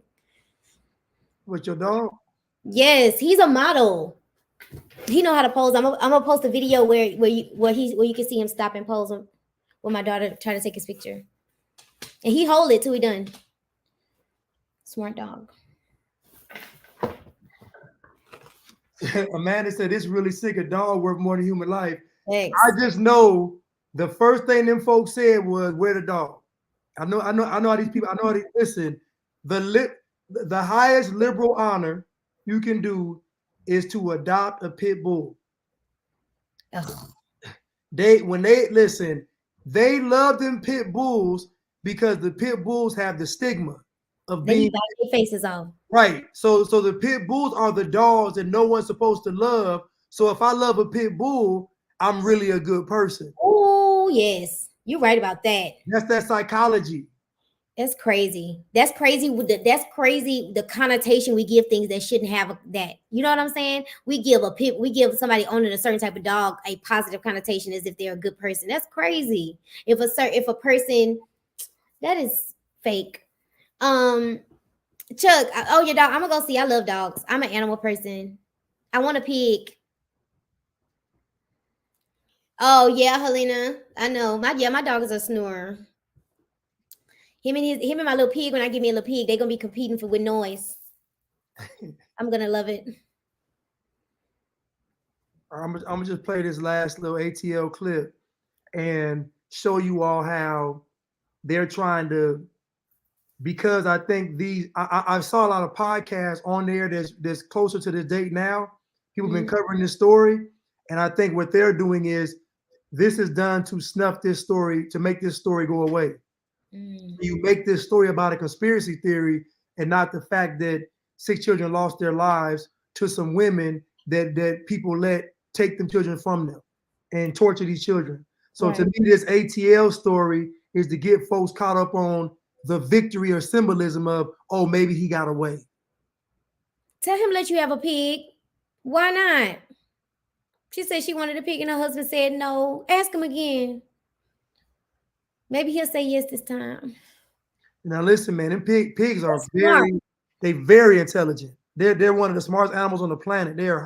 You teach a pig anything. Tell them they're gonna be smarter than your dog. They are. They'll be smarter than your dog. Not my dog, but they'll be smarter than the other dog too. My dog's smarter than 5th grader. He trained the other dog. That's smart. Okay, he's snoring.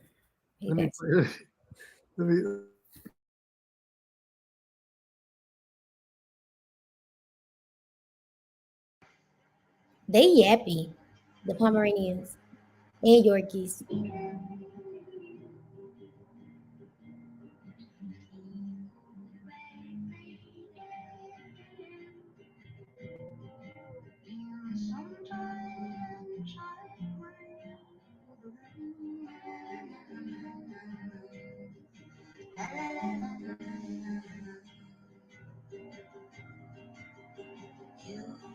In your glass where that does rain, or where time's a frozen thing, encloses you in its blistering.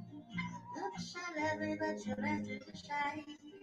With you get played in rehearsal and fun. Yet you better reconsider all the love you took and has to say.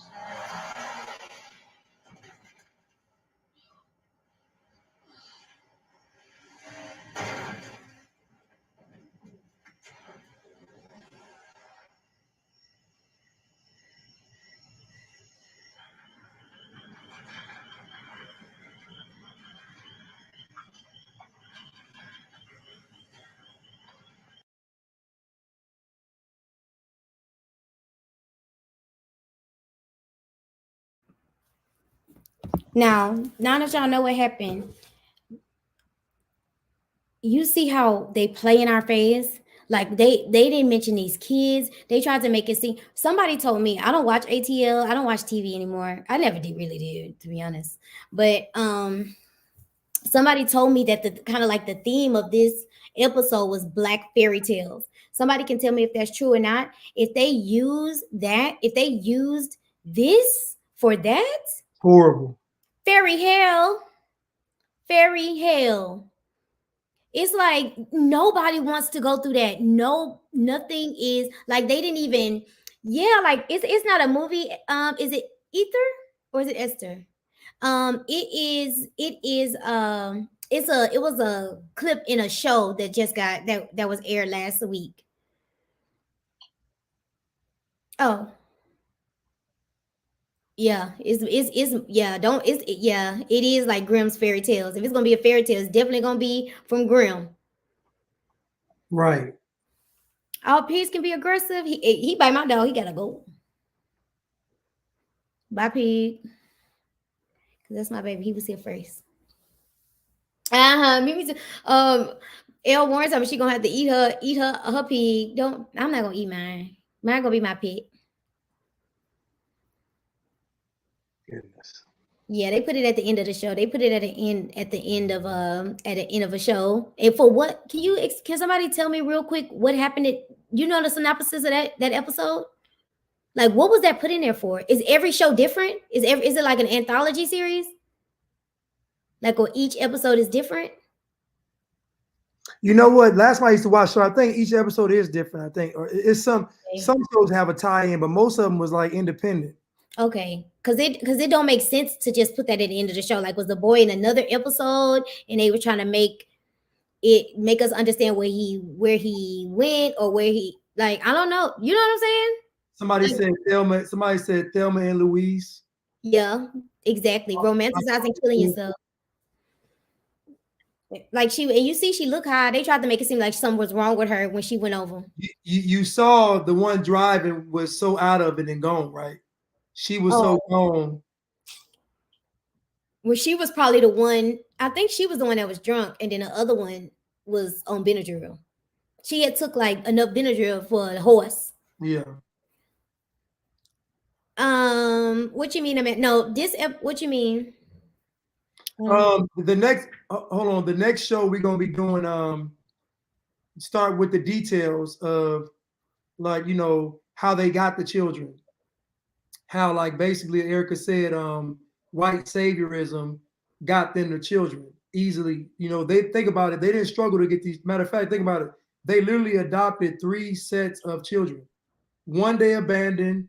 Second set they abused. Third set they abused and ended up killing the 2. So they didn't have a difficult time getting these children. There wasn't any process where they was like, we might not get the children. They were so comfortable and confident to where they said, we want a group of siblings and 1 boy. They making requests like, give me a number 2 with a large fry and give me the orange high C.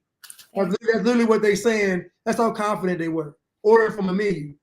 And the crazy, and Randall said that he saw the episode. It happened in real life, but it didn't happen like they trying to say it happened. It was 5 of the kids in that car, 5 of the siblings in that car. Everybody went over the cliff. Right. The dog wasn't in the car. The dog wasn't there, and they cannot find the little boy's body with the hat. And that little boy, that little boy was like the poster child for Ferguson. He was the one that was hugging the cop at that. I don't know if you remember that very viral picture, of that little boy hugging a cop with the hat. He looked like a little man. That he was one of the kids.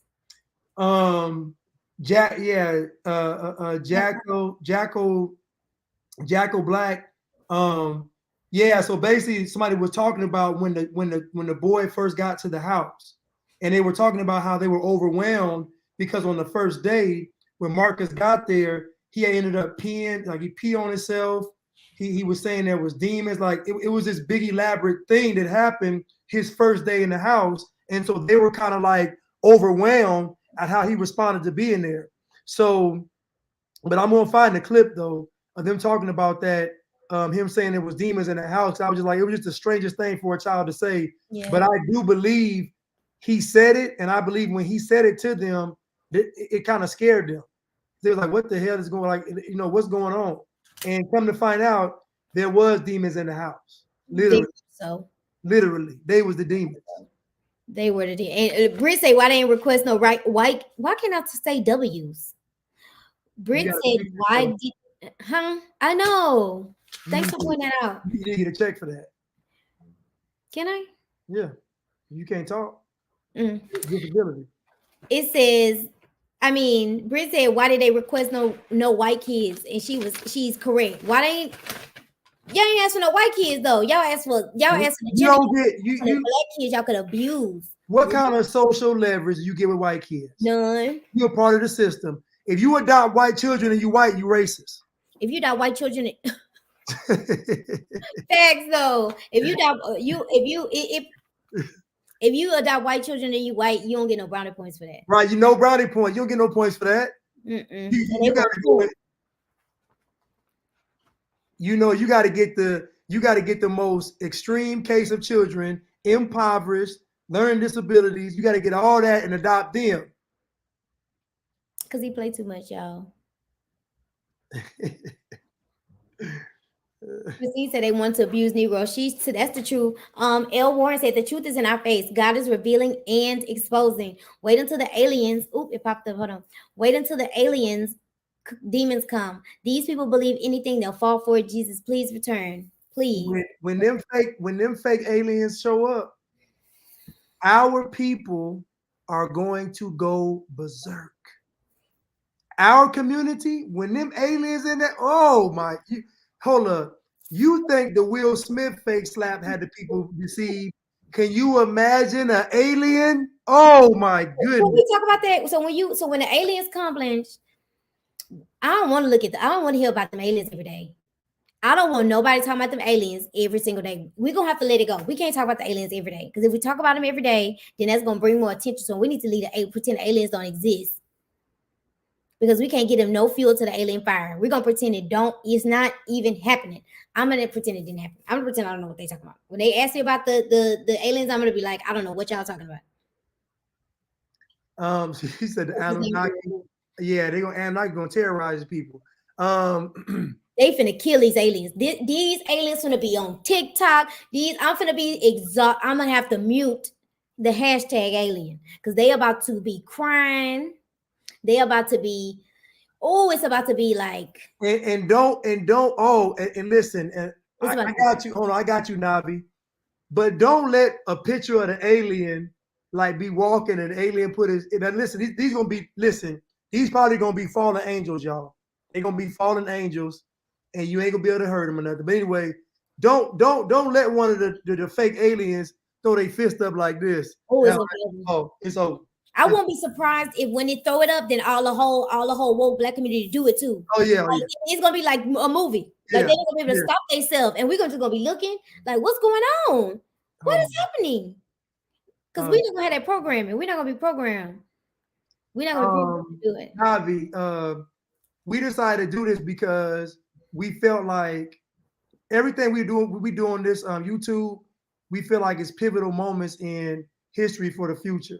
Mm-hmm. So basically, it's like this case right here to me and her is like symbolic of what you're going to see in the future, where these folks are going to get a pass with all this pedophilia and stuff, because you're not going to be able to say they're abusing them children, because you're going to be you might lose your job, you might get thrown in jail, defamation of a person's character, slander. Like you won't be able to say it, even though it's happening, because in this case, all the evidence is there. Mm-hmm. And folks were afraid to say something without a consequence. What do you think is going to happen in the future when folks going to have a consequence for telling the truth on these people? Man, they're not going to say nothing. Culture. And listen, y'all, they already think about this. I remember my first experience with cancel culture on Twitter. I said, I should have never said it. I said something about this was I don't even know if this is hold on. They're going to say, take us to your leader, and they end up at Juicy Smoulette's house. Yes. She ain't lying. She is not lying. Yes, that's exactly where they're gonna end up. Yes. At Justice Smollett house. Take us to your leader. Facts. That's their leader. That is their leader. Y'all silly. But she was what was I forgot. Oh, I was talking about my Twitter cancel. They tried to cancel me because I said that I thought it was weird that that Dwayne Wade was like going on this hobo tour with his son. I was like, that is crazy. I was like, why does Dwayne Wade's son need to be responsible for making all the rest of the transgender kids feel good? They tell me it's his responsibility. It's the responsibility to let us know that it's okay to love our kid. You need somebody to tell you to love your child. That's what you said. You telling me you need a 13-year-old to tell you to love your child? Like, why is it his? And they cancel me. What the guy who, I don't know if y'all know this guy, but this is a guy. It's like a feminine guy. I'm gonna assume he's gay. He used to be on Ellen doing the reaction videos. Y'all know what I'm talking about? He was like, he did videos just like I Am Zoe. He kind of like stole his idea, and then Ellen found him, and he was on Ellen show after that. If y'all remember that guy, he retweeted me. He tweeted me, and after that, he tweeted me trying to tear my legs from under me. And after that, I had to shut my page down because they would not stop. They was talking about the way I look. They was talking about like they tried to get. I was like, please don't let these people find out I'm a teacher. Oh my goodness. That's the last thing. I was like, I will never say nothing. This was a couple years ago. I was like, I would never say nothing else about, like, I would think twice before I say anything about a transgender person. Is this him? Yes. He the one that tried to take me down. Him? Yes. He tried to take me to the ground. Yes. He He was like, get her out of here. He sick the dogs on me. What's his name? Start with a K. It says his name is KC on his in the Rainbow Heart. He tried to get me. I knew then it was some up. I need some water. I knew then it was up something up because I was like, "Wow, how he even find my tweet? Like, how did he even find my tweet?" Hold up. Do you know that Obama gave Ellen a Medal of Honor? What war she was in? Do you know that Ellen DeGeneres got some kind of what the world is this? For what? They sick. Them people are sick. Look. Transvisibility. When was this? Yo, what is that around her neck? A Purple Heart? What the? For what? That is okay. So here, so that's crazy. That's crazy. Can you imagine? We about to go, y'all. But can you imagine? Can you imagine someone getting credit for something they had no control over? You're telling me that you were born this gender, you were born this sexuality, but you want me to give you credit for it? It's so hard. You can't have it, Bo. How you getting credit for something you tell me you was born as? Why you? And then I asked one time, I said, what are y'all prideful of? What are y'all proud of? Are you out there saving the homeless? You saving the children? You have like what are you proud of? Nothing. Oh, nothing. They proud of the way they was born. Like stupid.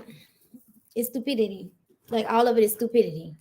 It's stupid. It's really just emotional chaos. It's really just a whole bunch of nothing. It's just a whole bunch of people acting crazy and looking for something. Like when you think about it, literally, that's what it is. Blanche, they just keep putting stuff in front of these people to make them emotional and make them so they can do stuff like go vote. Like really, if I was Black and I had voted for Joe Biden, I would feel like y'all treated me like the trash collector. Like y'all got me out just cleaning up y'all mess, and I'm not getting nothing.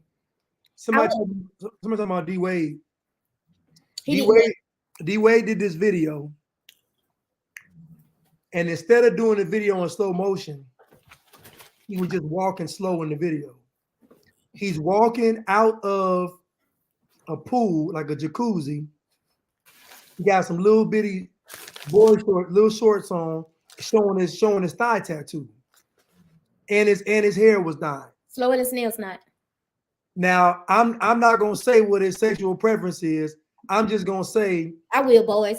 If you have the audacity to walk in slow motion in some little shorts coming out of a pool and showing your thigh tattoo, I'm just gonna say you into some things that may be, a little different. That's what I'm gonna say. That's what he did. Yeah. Like we're being corny.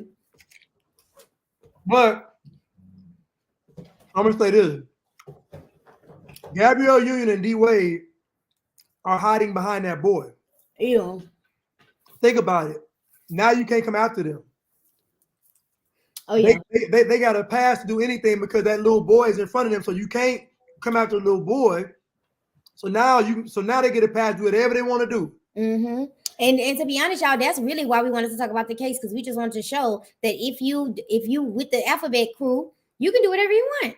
You can literally kill 6 kids and everybody gonna act like you're a hero. They literally on that podcast said, are they an anti-hero or monsters? Right. Like even listening to that podcast, and if people not really paying attention, hearing hero go into your subconscious. Because a lot of people don't, unless you're an English teacher like me, you don't even really know what an anti-hero is. You don't know what that means. All you hear is hero. All you hear is the word. You don't really know what anti-hero means. And then they try to explain it. So anti-hero means they're not a hero. Then say that. Say they just say they're monsters. Yeah, but anti-hero is the same as saying minor attracted. Facts. Right? It's the same as saying Planned Parenthood. You give it a term that's not negative, so that when you see somebody do it, you don't feel like it's negative. Mm-hmm. The connotation is not there, right? He's not that bad. He's just an anti-hero. He's just not a hero. She's just not a hero. It's not that bad. Hey, Edna. Hey. Yeah, all of them. All of everybody in Hollywood, like, can I say it? Like what? Boys. Oh, you can say that. Everybody in Hollywood like boys. Everybody. You can't show me somebody in Hollywood that don't like boys. I think all of them. I mean, from the rappers to I'm talking about the ones that are acting, like the actual artists that have to get up on stage and act and perform. All of them. I feel like they all, you know. Yep, I agree. I got it. Now you making Hold on. I'm gonna say this before we go. you keep saying it. You know, I was on live with Kuhim last night, and we actually read the Talmud, the Jewish Talmud. Let me get the name right. Talmud. I think it's Talmud. Talmud. Yeah, the Jewish Talmud, and in the Talmud, in the Jewish culture, religion, they believe there are 8 genders. Listen to me. They believe there are 8 genders. They believe that the first person that was created, Adam, was actually a hermaphrodite. Listen to me. They believe that the first human being on the planet was a hermaphrodite, had male and female sex organs. They also believe that a person can be now think about this. Think about when the Talmud was created, and they literally have 8 genders. 4 of the genders say this, that a woman can go become a man through her own choice or through man-made ways. A man can become a woman by choice or through man-made ways. If you go through the Talmud and look at all 8 genders, it literally mirrors the LGBTQP, don't forget XYZ community. This is why they use the rainbow. I thought they used the rainbow to out of spite.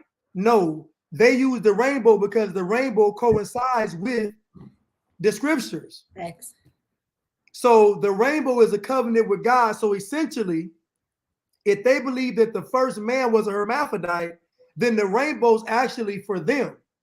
Think about it. It's actually for them because it's a covenant between God. Like, if y'all read them 8 genders, your mind is going to be blown. I'm literally was like, what in the world is going on? I want to read it to y'all, though. I really do. Bro. Crazy. Go ahead and read it. But okay, you can read it as long as I could just get my food.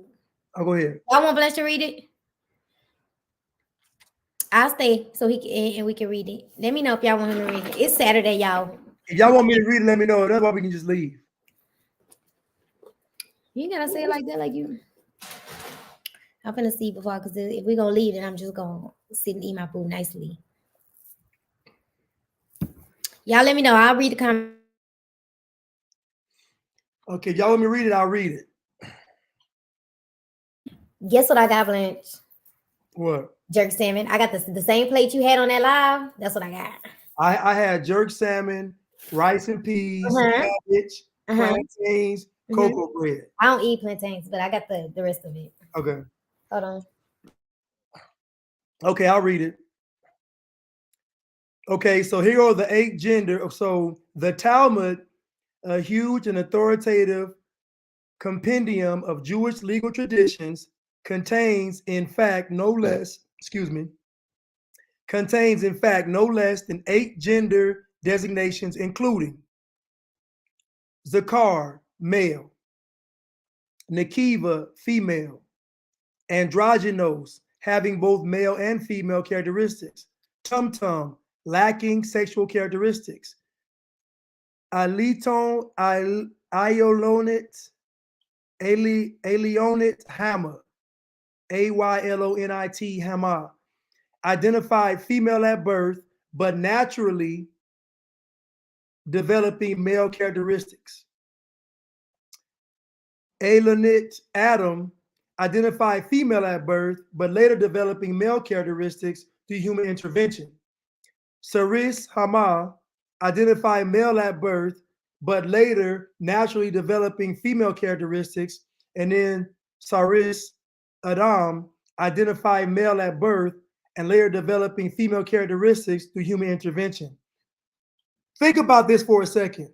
Back in this time period, what human intervention could make a woman a man and a man a woman? Think about what this is saying. This is saying that all this whole movement was established back then. This whole thing was established back then, even to the point of surgery to change a woman to a man and a man to a woman. Not biologically, really, but just getting rid of the anatomy or adding anatomy. It is absolutely insane. They don't ever talk about this. And I said, this is why they used the rainbow, because the rainbow was a covenant that God gave to Noah. And they be following them Noahide laws as well. So it makes sense to why they will all be under this rainbow and why they're all doing this. Literally, this is the whole blueprint for the whole transgender movement. Because there's no way you could tell me back then they had the capabilities of changing a woman to a man and a man to a woman. They were talking about this time today. So think about it. How can a man naturally become a woman? How can a woman naturally become a man? Look at what this stuff, but they believe. Hold on, let me read this for you. Hold on.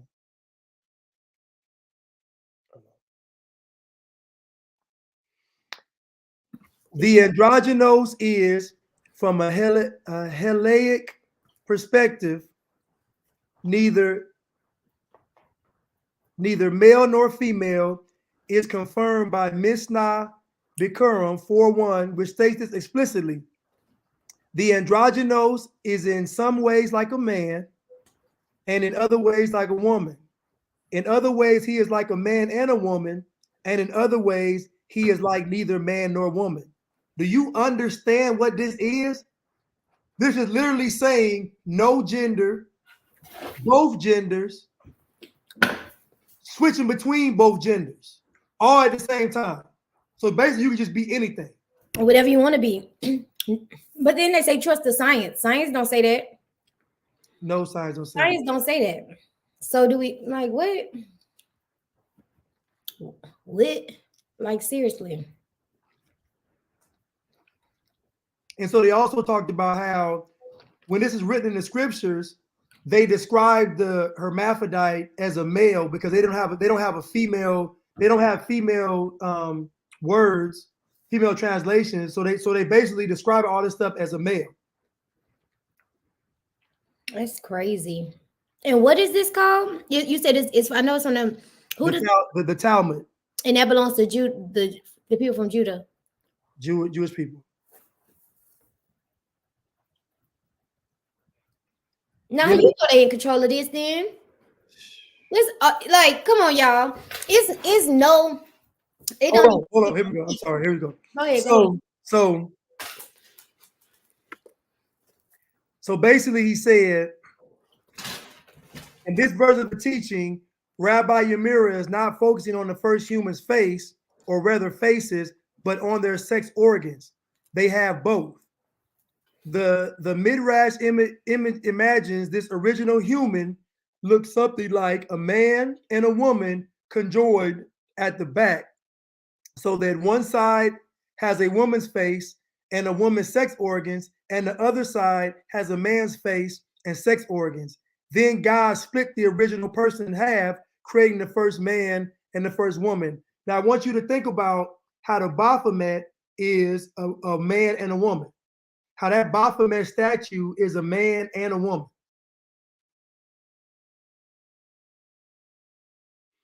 For the rabbis, the androgynous wasn't just a thing of mythic past. The androgynous was in fact a recognized gender category in their present, though not with two heads only, but both kinds of sex organs. The term appears no less than 32 times in the Mishnah and 283 times in the Talmud. Most of these citations are not variations on this myth, but rather discussions that consider how Jewish law applies to one who has both male and female sexual characteristics. Blanche, doesn't Mickey Mouse say that word? Like yesterday, I was trying to figure out what cartoon I've heard that Mishnah word from, and it was Mickey Mouse. I'm gonna find it. Tell me if somebody know what I'm talking about. He says like Mishnah something Mickey Mouse. That's like if you have kids, you might know what I'm talking about. But it sounds like he's saying the word. What is Mishnah? What is that? That's the lady. No, Mishnah is a book. Mishnah Bikurim. Bikurim is a book. I gotta remember. Y'all remind me to look that up.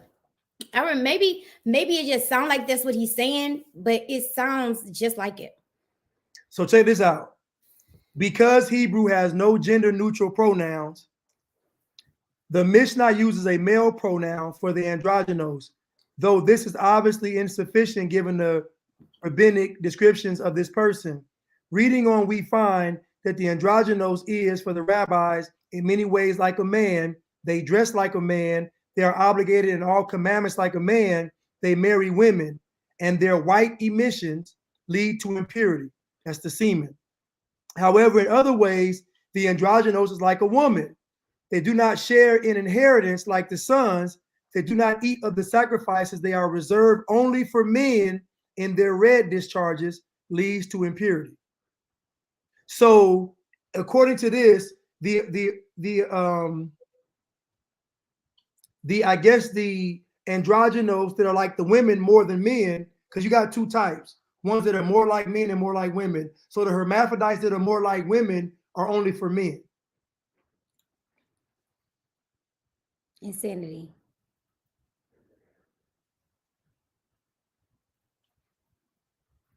Okay. Hold on. Now this is where I want y'all to pay attention, and then we can. This is how you know they're going to put the trans community above everybody. Watch this. The Mishnah goes on to list ways in which an androgynos is just like any other person, like any human being. One who strikes him or curses him is liable. Bikurim 4:3. Similarly, one who murders an androgynos, well, a murderer. But the androgynos is also unlike a man or a woman in other important legal respects. For instance, such a person is not liable for entering the temple in a state of impurity as both a man and a woman would be. So basically, because they're both man and woman, they're not really bound by the same rules as everybody else. Because the rules only really apply for men and women. They don't apply for both at the same time. Because technically, both at the same time would be considered a married couple. That's what they want. They want no rules for the people who are the same kind or who are. That's really what they want. Look, y'all. If this is not the perfect case of above the law, this like they were above the law. Even in death, they were above reproach. People could not say bad things about them. No, like in their parents, and nobody has come out, because I bet you they only want people who are going to say positive things to come out. And you know, they parents, from what I understand, they were hiding being gay from their parents. So you know, their parents not gonna have nothing good to say. So why would you not, like, if with any other case, they go straight to the parents. They go straight to the parents to try to figure out what happened in this household that caused your kids to do this. They basically just, is this just the beginning? Yes, this is just the beginning. They already out there protesting because listen, think about it, y'all. Think about this. So think about the Carl Rittenhouse trial, right? Think about they reformat or reframe those people out there holding those pedophiles on those signs. All they got to do is reframe the story. Right. It's still the pictures of those pedophiles. It's still they was doing it with kids. So if I reframe that story in 15 years, all I got to do is say they wanted them free, because pedophiles are good people. And you're going to have some black people out there crumping, beating on drums with pictures of pedophiles. And who is going to say anything different besides me, Blanche, and y'all? And who going to listen to us? They're going to say, that's not what that was. Those people lying. That's a conspiracy theory. That was a conspiracy theory that 20 years ago, this was that. And I feel like they do that now. I feel like they present things to us like Martin Luther King, Like all these people, they presented to us as if these were good things. And I bet you it was, if we go back and really find people who was really around, everything was bad, just like right now. They just lie and pretend that it's just like smoke screens. It's all fake. It's all fake. It's all fake. It's all crafted and created. Everybody's acting. Everybody is fake. This is fake. Fake, fake, fake, fake. Everything except for we not fake, but everything y'all see is fake. And they're gonna combine. They've already combined Christianity and Islam. Next, they're gonna combine Judaism. And those three religions are going to form the one world religion. Mm-hmm. Those three. And you see right now, this is the final missing piece, because once they add Judaism to the one world religion, you see they're gonna have 8 genders. They're gonna have 8 genders. You got Zakar male, you got Nakiva female, and then all the other people have descriptions on what they are. So that means male and female are going to be like, y'all over there, y'all just male, y'all ain't nothing. Cis. Y'all ain't nothing. We gonna pay attention to these folks over here. Cis means cease to exist. That's what that means. When they say you cisgender, you cease to exist gender. Right. You cease to exist gender. Gone. They don't want they, like somebody said the other day, that natural is extinct. Natural is going extinct. Like everybody is like it's gone. Like it's not, I'm not saying it's gone like that, because we still appreciate it. But for the mental, social mind of America and the world, natural is gone. Natural is out. If you don't, and the craziest part about it is every plastic surgery I've ever seen in person looks horrible. I have yet to see a nice body of plastic surgery. I'm talking about how these girls get it like now. I'm not talking about some, you got your boobs done maybe years ago or a couple years. I'm talking about the ant bodies, like what's popular. I haven't seen a body like that in the world that looked great.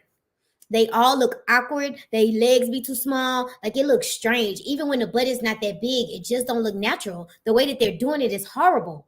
They don't look natural. It look like a boop, boop. It's ugly. It's ugly. And from what I understand, it hurt. A lot of those girls are in a lot of pain, carrying all that booty. I know a girl that just got her butt out. She got her butt taken out because it's too much. It's too much. People boobs popping. Like it's so like it's. What are y'all doing? I know people that's getting it at 18, 19, 20 years old. They have one baby. They go get surgery.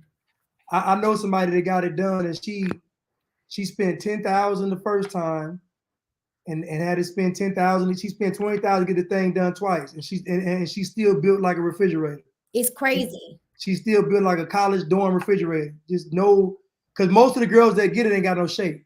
So they try to get it to make their shape, but if you ain't got no shape, you ain't got no shape. Correct. It's natural. Yeah, you ain't got no shape. It's natural. Arms be all big. They be looking like that. Crazy, man. Y'all all swole up here. Face like, ugly. Face still be tore up. It's like a wisdom tooth. It is awful what people are doing to themselves. It's horrible. I wouldn't like no. It's just and it's crazy. I'm too scared. I'm too scared for all that. I'm not down on the table. So for what? And then you gotta think, like you. And then you gotta think they're already rationalizing not being natural, which eventually leads to not being human. Correct. So if you put some fake breasts and fake butt and all that stuff, putting a device in your body ain't gonna be nothing. Like putting a body, like it ain't gonna be nothing. There's nothing. Is like they have totally taken the fear of getting on the table out of the Black community. Everybody getting it, whether they teeth, they butt, everybody is getting surgery. So they've taken the fear of getting your body changed completely out of the Black community, and these goofies fell for it. And then when you look at it, you look at the surgery that they're getting. It look hard, it look ugly, it looks great. Everything that, from what I'm learning, everything that looked great on Instagram looks awful in person. It looks all in real life. It has to be bigger and exaggerated to look good on Instagram. But when you see it in person, it looks big and exaggerated, and it looks awful in person. I would rather hit my angles and then be looking normal in person. I'm sorry, than get my body changed. I saw Vivica Fox, and she, like, her breast was like uneven. Her face looked crazy. I'm like, yeah. I said, once y'all go into that knife, you got to keep doing it because it ain't gonna never look right. It Yeah. never looks right. And they That never first satisfied. surgery, it don't. People talking about Jada, right? Jada got to talk about that scar's alopecia. That scar is from where they pull your, where they be pulling. You know, they pull the Your skin. She looked like she got that. They pull the skin back. They do it right there too. They pull the skin back. To make Behind right here. Yeah, they pull the skin back. You got Crazy. no alopecia. They pull the skin. So at the end of the day, I'm just so disappointed my people are falling for this thing. I'm just like, It's bad. It's awful. It's bad and it's awful and it's sad. And it's sad that they doing it. They getting it. They are getting it from young. Like right, I mean, yeah. And they go to white folks to get it. White folks is always racist till it's time to get your face and body done. Mm-hmm. And they ain't racist no more. Dr. Miami racist all the time. Yeah. I mean, they be going down to they be going to like Colombia and stuff too. She said they going to Tijuana. I don't listen. They going to Tijuana. They go to a place where right next to them they frying up. They got tortillas and pork and chicken and beef on the grill. And on the other side, they over here making some handbags. You right in the middle, getting some stuff shoved in your. Come on, man. Let me tell you how to kick her. Let me tell you how to kick her though. Fly swarming around, fly. Come on.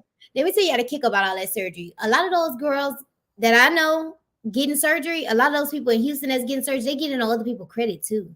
They doing it on CPNs, they doing it on care credit, they stealing people's social security numbers. The doctors, that's how you think all these people getting surgery in the ghetto. I know people that live in the projects with it. So they getting CPNs, they going out putting this stuff on care credit. They take people, and the hospitals be knowing what the T is. They want the money. And the people who getting messed over just gonna dispute it. So everybody getting paid, right? Everybody getting what they want. And it's crazy. It's like y'all live on housing. How are you going? Now, this is Houston, Texas. I'm talking about. If y'all not from a place like Houston, y'all might not understand.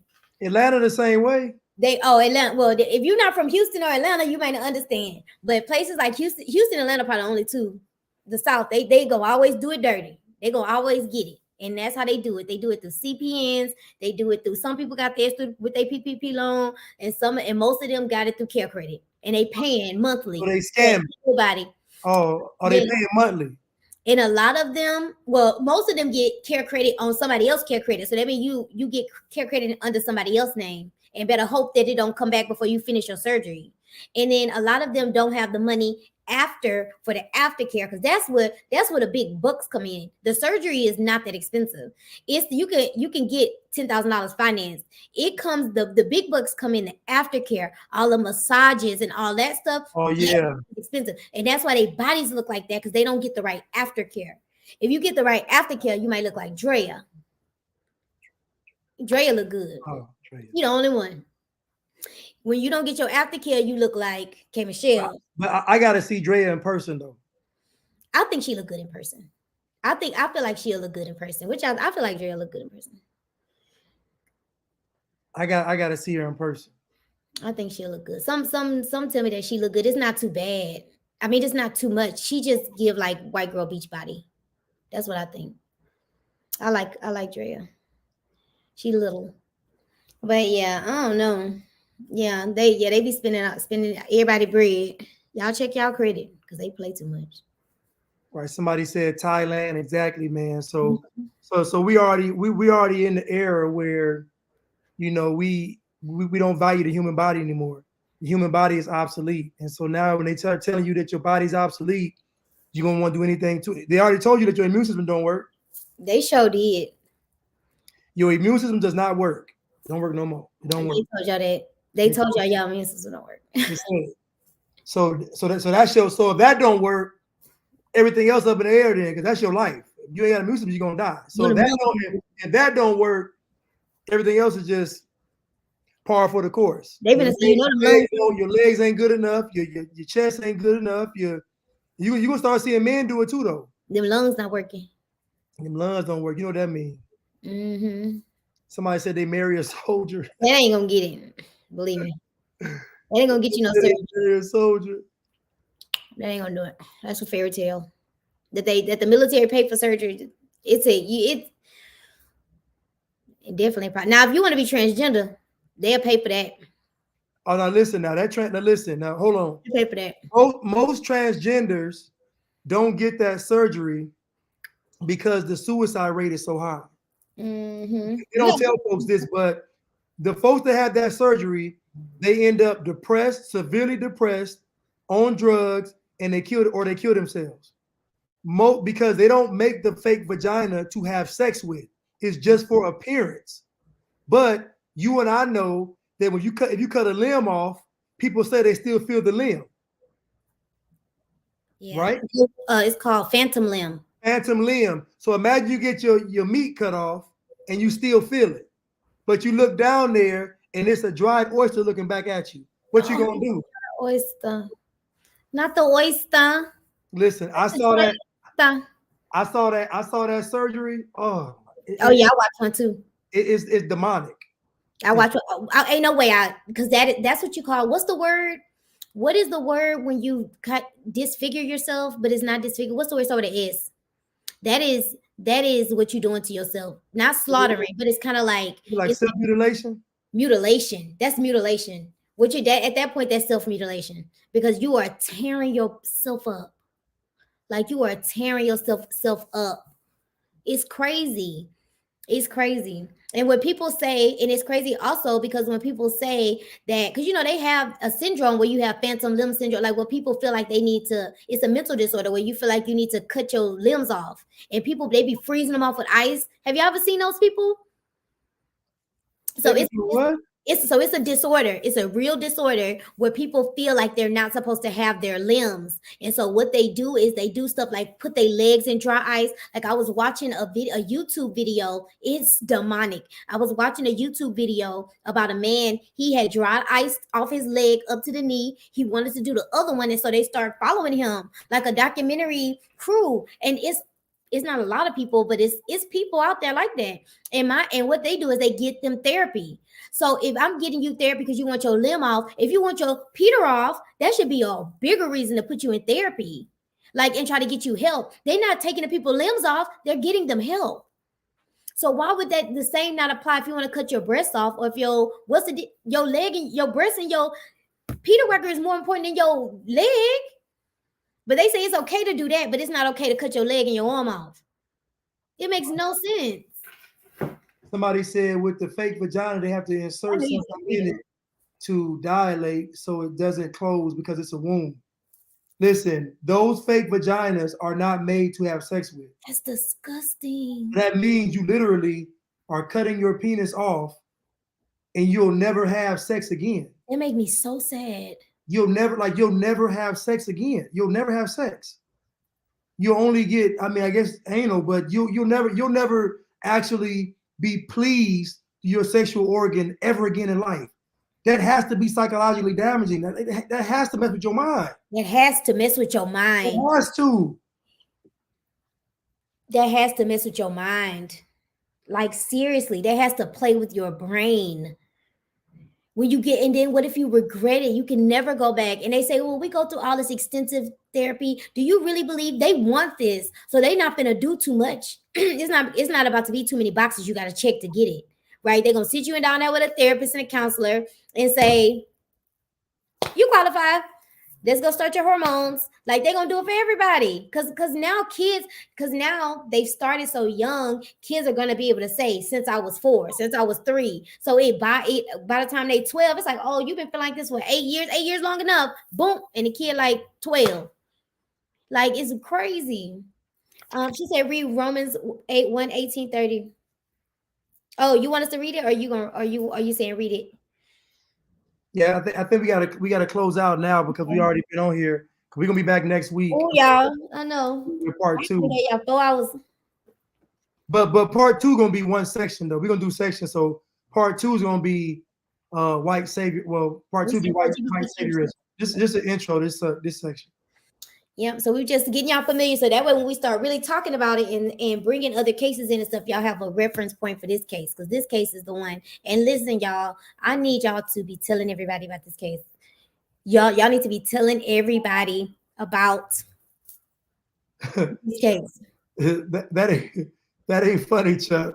But Chuck said Oh, Chuck. my ex spent 17,000. I almost died. Then she broke up with me. Boy, No, Chuck. that's cold. That ain't funny, but that's That's cold. not funny. That's cold. Dang. I'm sorry, Chuck. That sucks. Yes, Amanda. Set your alarm. But we'll be back next week to talk about why in Tyler do you have a heart? But do you have a heart? And it's first chapter 2 is gonna be white saviorism. Yes, and we're gonna talk about how we don't save her. Use that song. Yeah, basically how basically not only do they want to be white saviors, but we also look for them too. Mm-hmm. That's how they got us to do all this. We wanted a white savior. Really. We wanted a white savior. We wanted That's a why white savior to tell us to vote for somebody black. In the case of Obama, like it's just insanity. You know what? Now that I think about it, I don't know if folks going to agree. They never made Jesus white for us to worship white Jesus. They made Jesus white to have an opposition to the Antichrist. So that's why I believe the Antichrist is going to be from our community. I know it sounds bad, but I believe that the white Jesus was made to oppose something. He wasn't made to worship. The Antichrist is going to be made to worship. So I feel like that white Christ they showed is not really the intent behind it. The real intent is for you to reject this white Christ and go to the Antichrist. That's what I believe it's for. And when you think about it, it makes sense, Blanche, a lot, because when you put white and black up, and you know we are responsible for everything. So you put white and black up, the black people gonna pick the black, like no matter what they doing. But think about it in a few years, if you put white up against anything, they're gonna choose the opposite of white. That's what I'm saying. Yeah, anything. It could be black, it could be blue. Oh, okay. Yeah, they're gonna pick if you put a white man up, what would you rather see? A white man or a gay man? They're gonna say the gay man. Would you rather see a white man or a red woman? What the red one? Like they're gonna pick any. To me, that's why they're just making white so bad to where you almost gonna be driven to pick somebody of color, and the person you pick is literally gonna be the Antichrist. To me, it's actually ingenious because you think about it. The devil was around when there wasn't any race, right? Correct. And the first people on the planet were people that had a color. So what makes us believe that the Antichrist, if this whole thing started back then, that the Antichrist, because the devil has a seed too. The devil has a bloodline on earth too. What makes us think the devil's bloodline is the folks we see on TV, the Rothschilds and Rockefellers? I don't believe it's them. I don't. I believe that when the Antichrist comes, it's going to throw everybody off guard because it's not going to be what everybody thinks it's going to be. It's going to be who you least expect it to be. It's gonna be a black trans. It's gonna be somebody that they gonna love. I mean, come on, look how much they even love weirdos like Saucy Santana. Like they love his weird. He got that big old stomach wearing that leotard. Like, can you imagine if it's something similar to that in that arena of trans? But they have Obama charisma. Like black men gonna love them, black women gonna love them, everybody gonna love them. Because they love black men love gay characters right now. And they swear they straight. I know men that are married that post about transgender rights on their story. What? I told you that. The Bible says that the Antichrist is gonna have no want for a woman.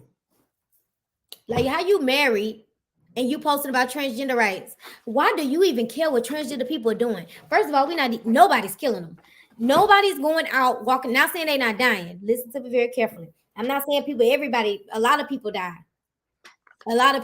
People die every day. Especially in our community, every day. But I don't think the way they have you, when I looked up the stats for transgenders dying, it was nowhere near what they tried. They tried to make it seem like they was suicided and they just dying by the boatload. What they doing is killing. Y'all want to be honest? You remember that story I just sent you the other day about that girl from Houston, the transgender who went and murdered that granny? Did I send you that story? You probably didn't see it. It's just in Houston. She just a transgender not girl with another girl and a guy set up this old lady, 55-year-old grandmother, and killed her for $200. and on the Ring camera knocking on the lady door, and she be all over Instagram, a popular transgender girl from Houston or boy. This is a man. I bet they put him on the man's side. They should, because you deserve it. Well, the problem is, No, put him with the girls. this how bad it's gonna be. Because they gonna have so many rights. The trans, I keep telling people, they're going to take over even the LGBTQ community. They're going. That's why they have their own flag. They're gonna take over. When I say they're gonna take over, you're not gonna be able to say. That's why BLM kept saying we want trans in leadership. Why do they want trans in leadership? Why? Oh, I'll tell you why. Because they about to torture y'all. They about to torture. Because think about it. The trans is they don't fool with women, and then any man that don't want them, they gonna want them out of here. Mm-hmm. So what you gonna do? You be talking about I believe in trans rights. They're gonna be like, prove it. Chuck is the story Chuck telling. Chuck said she had 4 blood. A double BBL. What does that even mean? BBL, What's a double BBL? Bad body. No, right? BBL. I know what a BBL is. I'm saying, what's a double? What is it? I don't know. What does BBL mean? Butt lifts. Brazilian butt. Oh, I'm slow, y'all. So they must have put her booty on her back if it's double. Double BBL. So that means she had 2 butts. I guess she got 4. I don't know what double means. Oh, that makes sense. Double. So she had a blood transfusion for each of her cheeks. That makes sense. She had 4. Yeah, 1 for each cheek. She had 2 butts. You're right. Kim Kardashian's butt look. Have y'all seen that butt when it ain't covered up with no airbrush and no make and no clothes? It look like a soggy diaper. It looked horrible. Why you want to walk around with that? It's a saggy diaper. It looked terrible. I'm like, what man? I'm like, Kanye laying with that? Ugh. We like it. Somebody said, who paid for it, Chuck? I think y'all and Chuck business. Right, Christine. 17,000. Like 25 a year murdered, and they're gonna tell you that all of them are murdered because they was trans. That's absolutely insane. I know, right, Christine? I agree. Like 23. Yeah, built like them queen termites. Y'all know how them queen termites look. Crazy. Yeah, they be looking crazy. I remember I saw this girl that I saw on Instagram. I saw her at Walmart. She look bad. It was awful. It was awful. It was awful. I was like, I cannot believe this girl did this to her body. It looked good on Instagram. Yeah, but the problem is you only getting all this surgery done for a picture. You're not actually. You know how sick that is? It ain't functioning. Think about it. It doesn't even function well. Think about it. If there's a zombie apocalypse and you like Chuck ex-girlfriend and you got 2 butts on you, how you gonna run? Like, how you gonna get away? And who gonna pick you up, big booty? Pick you up? Like, what you gonna do? I'm getting picked up. And then think about it. What kind of clothes you wear?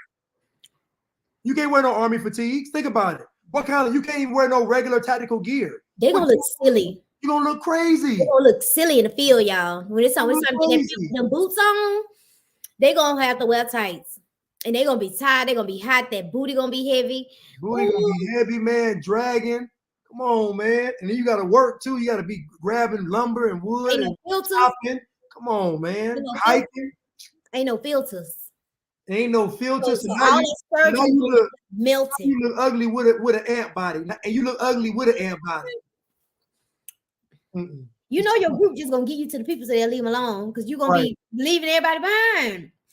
When they say who going, it's gonna be the people with the surgery because we ain't got time. We ain't got time to be trying to patch you up when your boob bust. We got stuff to do. Literally dragging a wagon. 24 hours, like Jacko Black said, they not thinking about how to survive. They just want the 24-hour attention on IG. It's all about the likes. Yeah. Neil Warren said they mutilate their bodies for men who don't want a woman. That's actually true. The crazy part about that statement is it's actually true. Because all the men be. Yes, because the men that would even want that probably don't want women. No, they like fake. They probably want trans women. Honestly, they probably want a trans woman. If a man wants a woman with all that stuff on her body, he probably would want a trans woman. I agree. Because if I was a man, and I wouldn't want that. I wouldn't want that at all. I don't want no. I want natural. If I was a man, I would not want none of that. Because it's it look like it's plastic. It's let's close the bed when they need to keep them on, because that's the only time that surgery look good is in them clothes. Right. On Instagram. Take them off, and it's like, girl, once they take them skeevies off, what's it called? I saw one lady. She was older, and she got the butt injections, but she went, and they was when they get the silicone injected into the butt. Now, so when you go the regular route, they give you real silicone. When you go the cheap route, they go to Home Depot. Fix a flat. Yeah, fix a flat. So I don't know what version she got, but she got her butt injected, and she said after it was all right the first couple of years, but then it started getting infected, and she said it started hurting. She said then it started itching and hurting, so the butt was hurting. Then the outside of the butt was hurting because she had scratched all the skin off. So she got all the skin off her butt, and the butt's hurting, but she's still going out. She's still trying to party. She's still kicking it. But then she almost died. She go to the hospital. She went to the hospital. She wake up. Both her hands were all black. Both her feet were all black. When she wakes up, they tell her, we have to amputate both of your hands. Oh, I saw it. Didn't they prosecute the girl that did it? Did they? They had to amputate. Oh no, I know that lady. She got arrested. That lady got arrested. But that lady I'm talking about, she got both her legs amputated at the knees, and then both her hands amputated. All for a fake butt. And guess what? What? She had a bad shape anyway. The shape, you just had a bad shape with a funny looking butt. You listen, if you got a bad shape, the best thing to be is in shape. Yes, and in the house. There ain't no surgery to give you no shape, ladies. I keep trying to tell you women this. If you got a bad body, if your body is built funny, like the foundation, just be in shape. Because trying to fix that funny body, you ain't got no hips, but your butt big. It look crazy. You gonna look like that boy who to the side. What's his name? The one that be dancing and singing everywhere. Oh, what's his name? Y'all know who I'm talking about. And he got, baby, I don't even know what he got, but he got scoliosis. You know who I'm talking about?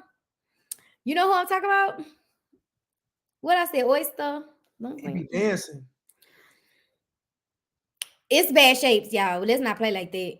What's a bad shape is Philly Blanche. Okay, Wendy Williams. She got a bad shape. Let her pee. Wendy Williams got a bad shape. The knees come together. Like Wendy Williams got a bad shape. She got a bad shape. I'm just joking. That is the Wendy should have Jennifer Hudson. Jennifer Hudson got a bad shape. Wendy should have got them boobs. Wendy should have just left it. Yeah. She tried to do the white girl, and her leg, when your whole leg is all the same, yeah, like all Wendy Williams' leg, like her thigh all the way down to her ankle is the same. You gotta what? I'm serious. Wendy got 2 drumsticks, and then she put them big old balloons. She got 2 drumsticks with no meat on them. Yeah, she got 2 drumstick bones. She got 2 ink pens, 2 carrots. It looks like she walking on carrots. But like Jennifer Hudson got a bad shape, but she lost. But again, Jennifer Hudson looks better because she lost weight, but she got a bad shape too. She got a bad. Sherry Shepherd, because she's short. Like she got a short torso. Who's Sherry Shepherd? Her torso short. She the one. I think she just married a woman, right? Yes. If that's the she need to. She got a bad shape. Is her name Sherry Shepherd? Yes. When you build like that, she got a bad shape. She got a bad shape. Only another woman would accept that shape. She got a bad shape. She was there's some men with bad shapes though. Absolutely. Tom Joyner got a bad shape. Frank Todd, Michael Todd got childbearing hips. Oh yeah, Michael Todd got a bad shape. Michael Todd built like a bad. Yeah, he built like a thought. Michael Todd got a bad. He got a bad shape. Oh, Niecy married a woman. I'm sorry, Amanda. Niecy got a bad shape too, though. Add her. Niecy Nash. Oh, Niecy Nash. I'll get them mixed up. But I think Sherry Shepherd is short too, right? Short, itty bitty. I don't know Sherry. I can't get a picture of her face. She a comedian. She's like a Cheryl Underwood. Who? Cheryl Underwood. Oh, with her big mouth. I can hear that lady talk when I look at her. When I look at her picture, she loud. Hold on, y'all want to see the setup? Why did Lee Daniels apologize to Monique? Monique about to get back in, y'all. I saw that. Monique about to get back in. She about to sell her soul. Cause Michael Todd built bad. Michael Todd is built. Who made a baby with Michael Todd? Michael Todd is built awful. Like he's built. Cheryl Underwood got a bad face. Yeah, she got that. Yeah, he spit on somebody in it, which is crazy. So he did it twice. I meant to say Cheryl Underwood have a bad face. She ain't cute. Correct. All right, Blanche, look, I didn't give you my 4 hours.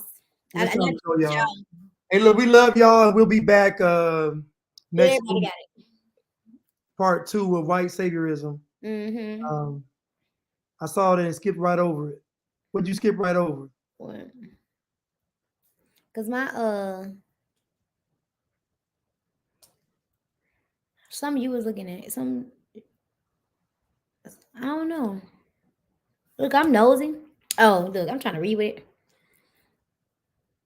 I'm nosy, y'all. But thank y'all. We appreciate y'all for coming and hanging out with us. Thank y'all so much. Yeah, we're gonna. Yeah, I'm gonna post it. I'm gonna post it. Y'all share it. And listen, they have a really. I'm sorry, Blanche. Go ahead. Oh, they have a really cool. I don't know if y'all know, but I just learned about it yesterday. But it's like a feature where you could snatch clips from people's videos. So it'll make the clip for you. Like if you go to the place, you put it to the time spot that you want, and then you press clip, and it will make a clip. So y'all can make little clips from YouTube. It's an app? No, you can do it on YouTube. Just make sure you update your YouTube. You remember I sent you them clips yesterday? Yeah. That's how I did it. I just opened this video and I went to the part I wanted and I pressed make a clip and it'll just select it. You could just okay. So then you can, instead of screen recording your YouTube, because I'm sure that's what you would do to make your clips, screen record them. Yeah. You don't have to do that. Yeah. You don't have to do that. Y'all have a blessed night. Okay, Ethan, the scissors. Okay, thank you. All right, y'all. We love y'all. Good night. Love y'all. Have a wonderful night. All right. Bye, y'all.